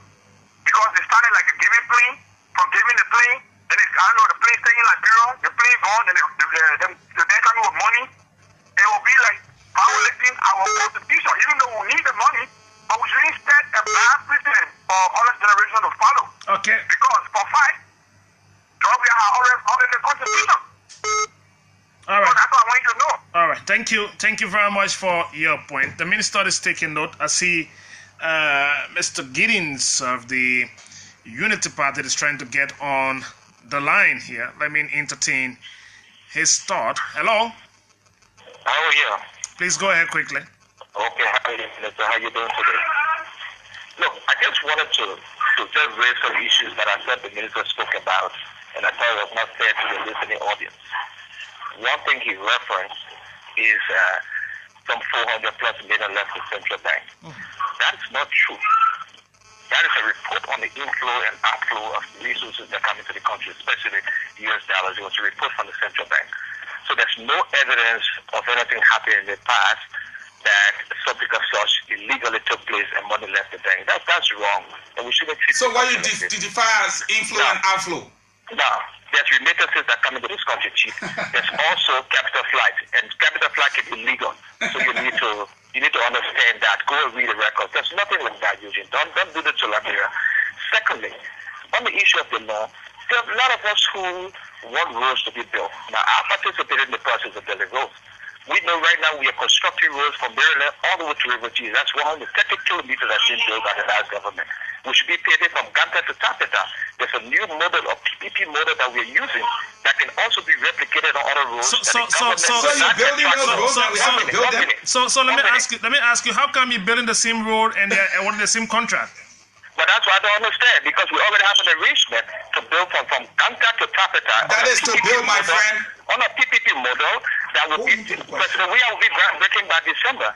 So that same model can be repeated to go up to Zwedru. So maybe they want to stop that. But no, you said to build. But the point I'm making is, if you are building let me learn. Please, you got to tell me to see the chief. Let me just learn. Let me, civil. Please go ahead. But the point I'm making here is, a lot has been done over the past. Even to pay from Banga to Konya, that should be place. That was done with concessional law. The point is, we just want to be careful. We all want roads to be built, but the right thing should be done. We have laws that should not be obligated. Now, I hear people keep talking about the last government did this. If there are people in the last government that need to do it, grab them, prosecute them. But let's do the right thing and stop saying what the people did in the past, they did this, and so we too will continue to do the same thing. We have to stop that. Okay. Okay, thank you, Giddens. I also want to make the point. Time is actually chasing us. The news is at 6:15, so let me take a few more of your calls, and I'll come back to Minister Eugene Fagon to respond. The next one is coming in. How are you? Yes, Ben, how you doing? Well, I'm doing good. Well, good evening to your studio guest. How you doing, Chief? Honorable, I'm doing extremely well. Thanks for asking. Yes, thank you, Smith. This is Charles Kennedy. Please go ahead, Charles. Basically, I want to appreciate your guest. He spoke well, and I feel that he is exceptionally, a great public speaker. But the issue here is, I listened to Jadiba try to proffer policy argument.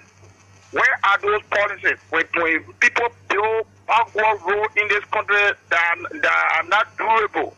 So we should be looking at the bigger picture.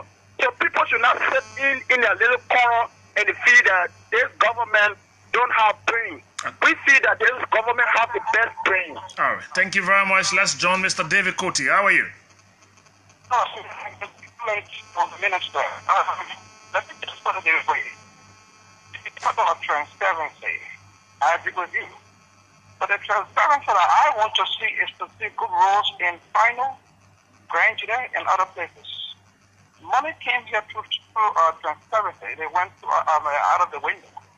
Now, I don't think we should be worrying. You see, people may have good concerns around here, but that's not a major issue now. I want to tell the minister in studio, please start back up there. He got more friends that can spend money here through the sky, under the ground, through the sea. Whatever way the money can come, we need money to do something that we can see. Like I keep saying, past leaders, look at this country. They stole from us for 170 years. Look at our iron ore. Every damn thing is gone.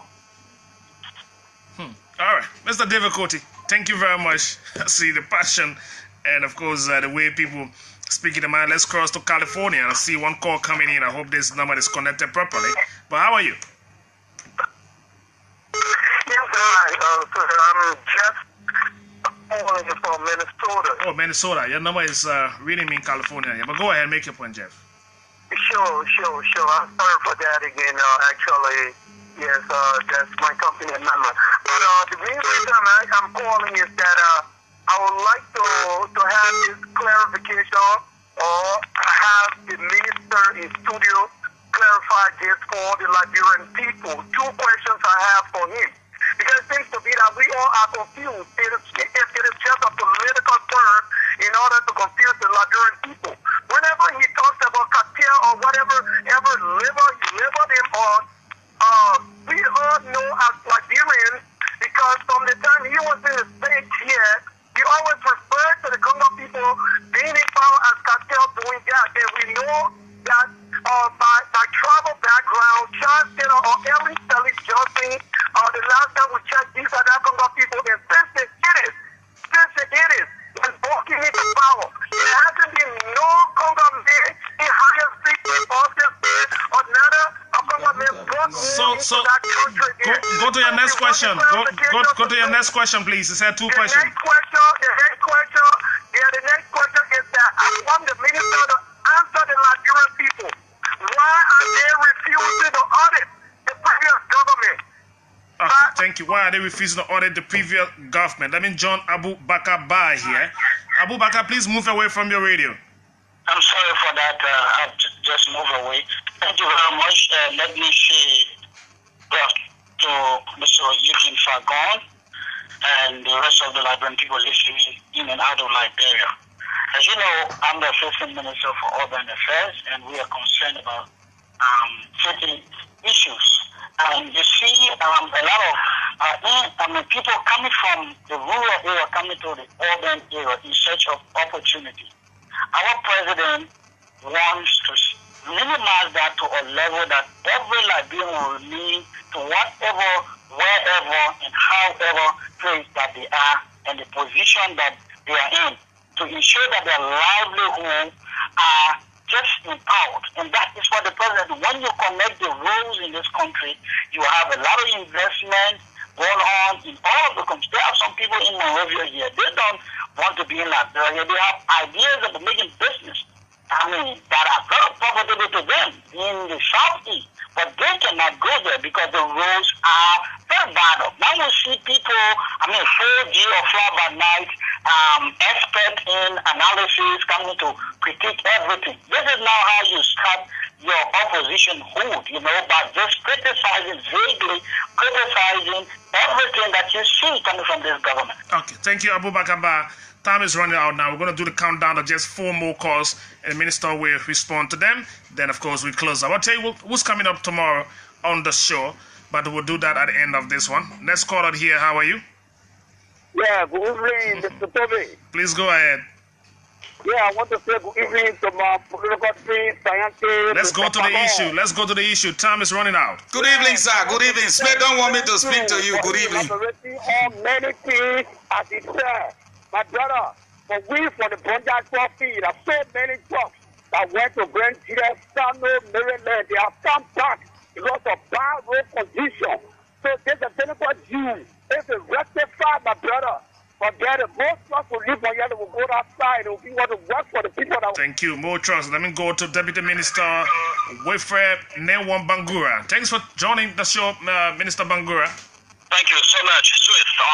Let me take this opportunity to thank the very eloquent and well-expressed Deputy Minister for, laying these issues very bare. I intended to chime in because I felt that this is a very important matter. When I listened to callers from the opposition community, I was getting ready to analyze some of the salient points that they would prefer. Unfortunately, the very convoluted and dull argument being propounded by ex-government officials trying to think that they can proffer theories to correct the government in case it is veering off the right path. Nothing as such was said. So when you had the opportunity to govern for the last 12 years and you left the country completely bankrupt and you left infrastructure nowhere and a $16 billion grant entered the country and went through the other side and nothing was done. And then you averred publicly that you squandered your opportunity, and then you want to come back now and critique a government that is well positioned to deliver in just 4 months. The government is moving forward with a clearly defined goal and pathways.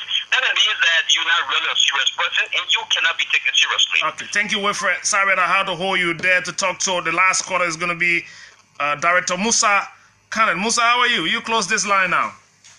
Thank you. Smith, please, the next time Abubakar call, please address it as assistant minister please. for urban. Amen. I say, hello, Musa. Director Musa. Hello, Director. So you see, calling me director, please call him assistant minister Abubakar so that people know that this guy is opposition for almost half of his life. It's not assistant minister. He's not sleeping. I just want to say to you, very simple thing to our people there. Money here, well, John, we are taking to bail abroad. All the countries in the world, the old people. America, they get plenty money for people. China, the same way. And in order for Liberia to be better, we should take them. So there's nothing small inside, nothing bad inside. Okay, Musa. When they see that Liberia will benefit, that's a good rule. So when somebody say they loan that person, lying to you, that person not good person, not one good thing in the country. Musa, thank you, man. Thank you for your trying to simplify the information. Eugene, time is running out. I will give you 2 uninterrupted minutes. Just pick the one you want to go. No, you gave me actually 3, but I will be so faster than lightning. Let's get things straight. Quickly. These ragtag cartellers came and said, hey, you guys don't have a plan. Now they're running behind the plan, and they will fall in line. The gentleman said that you should check the word cartel. There's no word called no, cartel. it's my invention. Oh, okay. And no, there's a word cartel. Yeah, but there's not a word called cartel. No, there is something, the definition. Let Jaliba learn from me small. Okay, Google ahead. The definition of political cartel. You will find that. Nowhere I mentioned anything about Congo since we started talking, so I'm going to trash that. I'm not going to pay stuff. Jaliba talk about policy where Jalatan Road, they had to redo it. SKD, they had to redo it. The honorable minister you talk about, I don't know who he is, but he made reference to we were supposed to build. To build is not the same as building. He was Deputy Minister of Public Works. There he is, Deputy Minister of To Build. That should have been his title, To Build. To Build. Now we have a minister that is building. Oh. Go and check the road from Claratown to the Doe community. They're building it. It's not To Build. That was his title, Deputy Minister To Build. Now we have a minister that is building. Now at the end of the day, Mr. Koti said the same thing. Transparency. I want to see the road. That is transparent, meaning I can see it. So I agree with Mr. Koti. But let me say this to my detractors out there. So we go. Oh, no. I got my 1 minute. Let me finish. Yeah, so we go. Go ahead. We laid the foundation for the construction of the first military hospital ever. We recall concessional agreements before the national legislature in the interest of the Liberian people. We compelled Nitan Steel to honor the commitment to paving the road from Ganta to Yekepa. We established $1 million credit line for small businesses. We installed over 750 street lights out of 2,000. We instituted tariff reduction on all basic commodities normally imported into the country. Including mosquito coil, yes, chicken feed. We're currently paving the road connecting the Doe community to the Claratown community, which the president changed the roof on over 400 homes in Gibraltar out of his pocket, you know that. The installation of online digital registration and Wi-Fi capability at the University of Liberia. The placement of 480 PSLT. Oh, you can't handle it all. We gotta go. It's too much. This president, our president, the man of the hour, is working. The ragtag cartellers must take the notice. I bow out. I respectfully submit. And so he bowed out. And so he respectfully submit.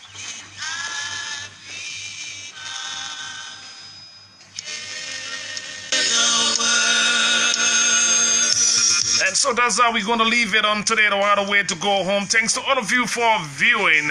Tomorrow, 5 o'clock, Front Page Africa. Rodney C will be here. We keep talking Liberia as our common denominator until I'm back yet again. Thanks to Theodore. My name is Smith Toby. God bless you and enjoy the rest of the broadcast. The news is just ahead of us.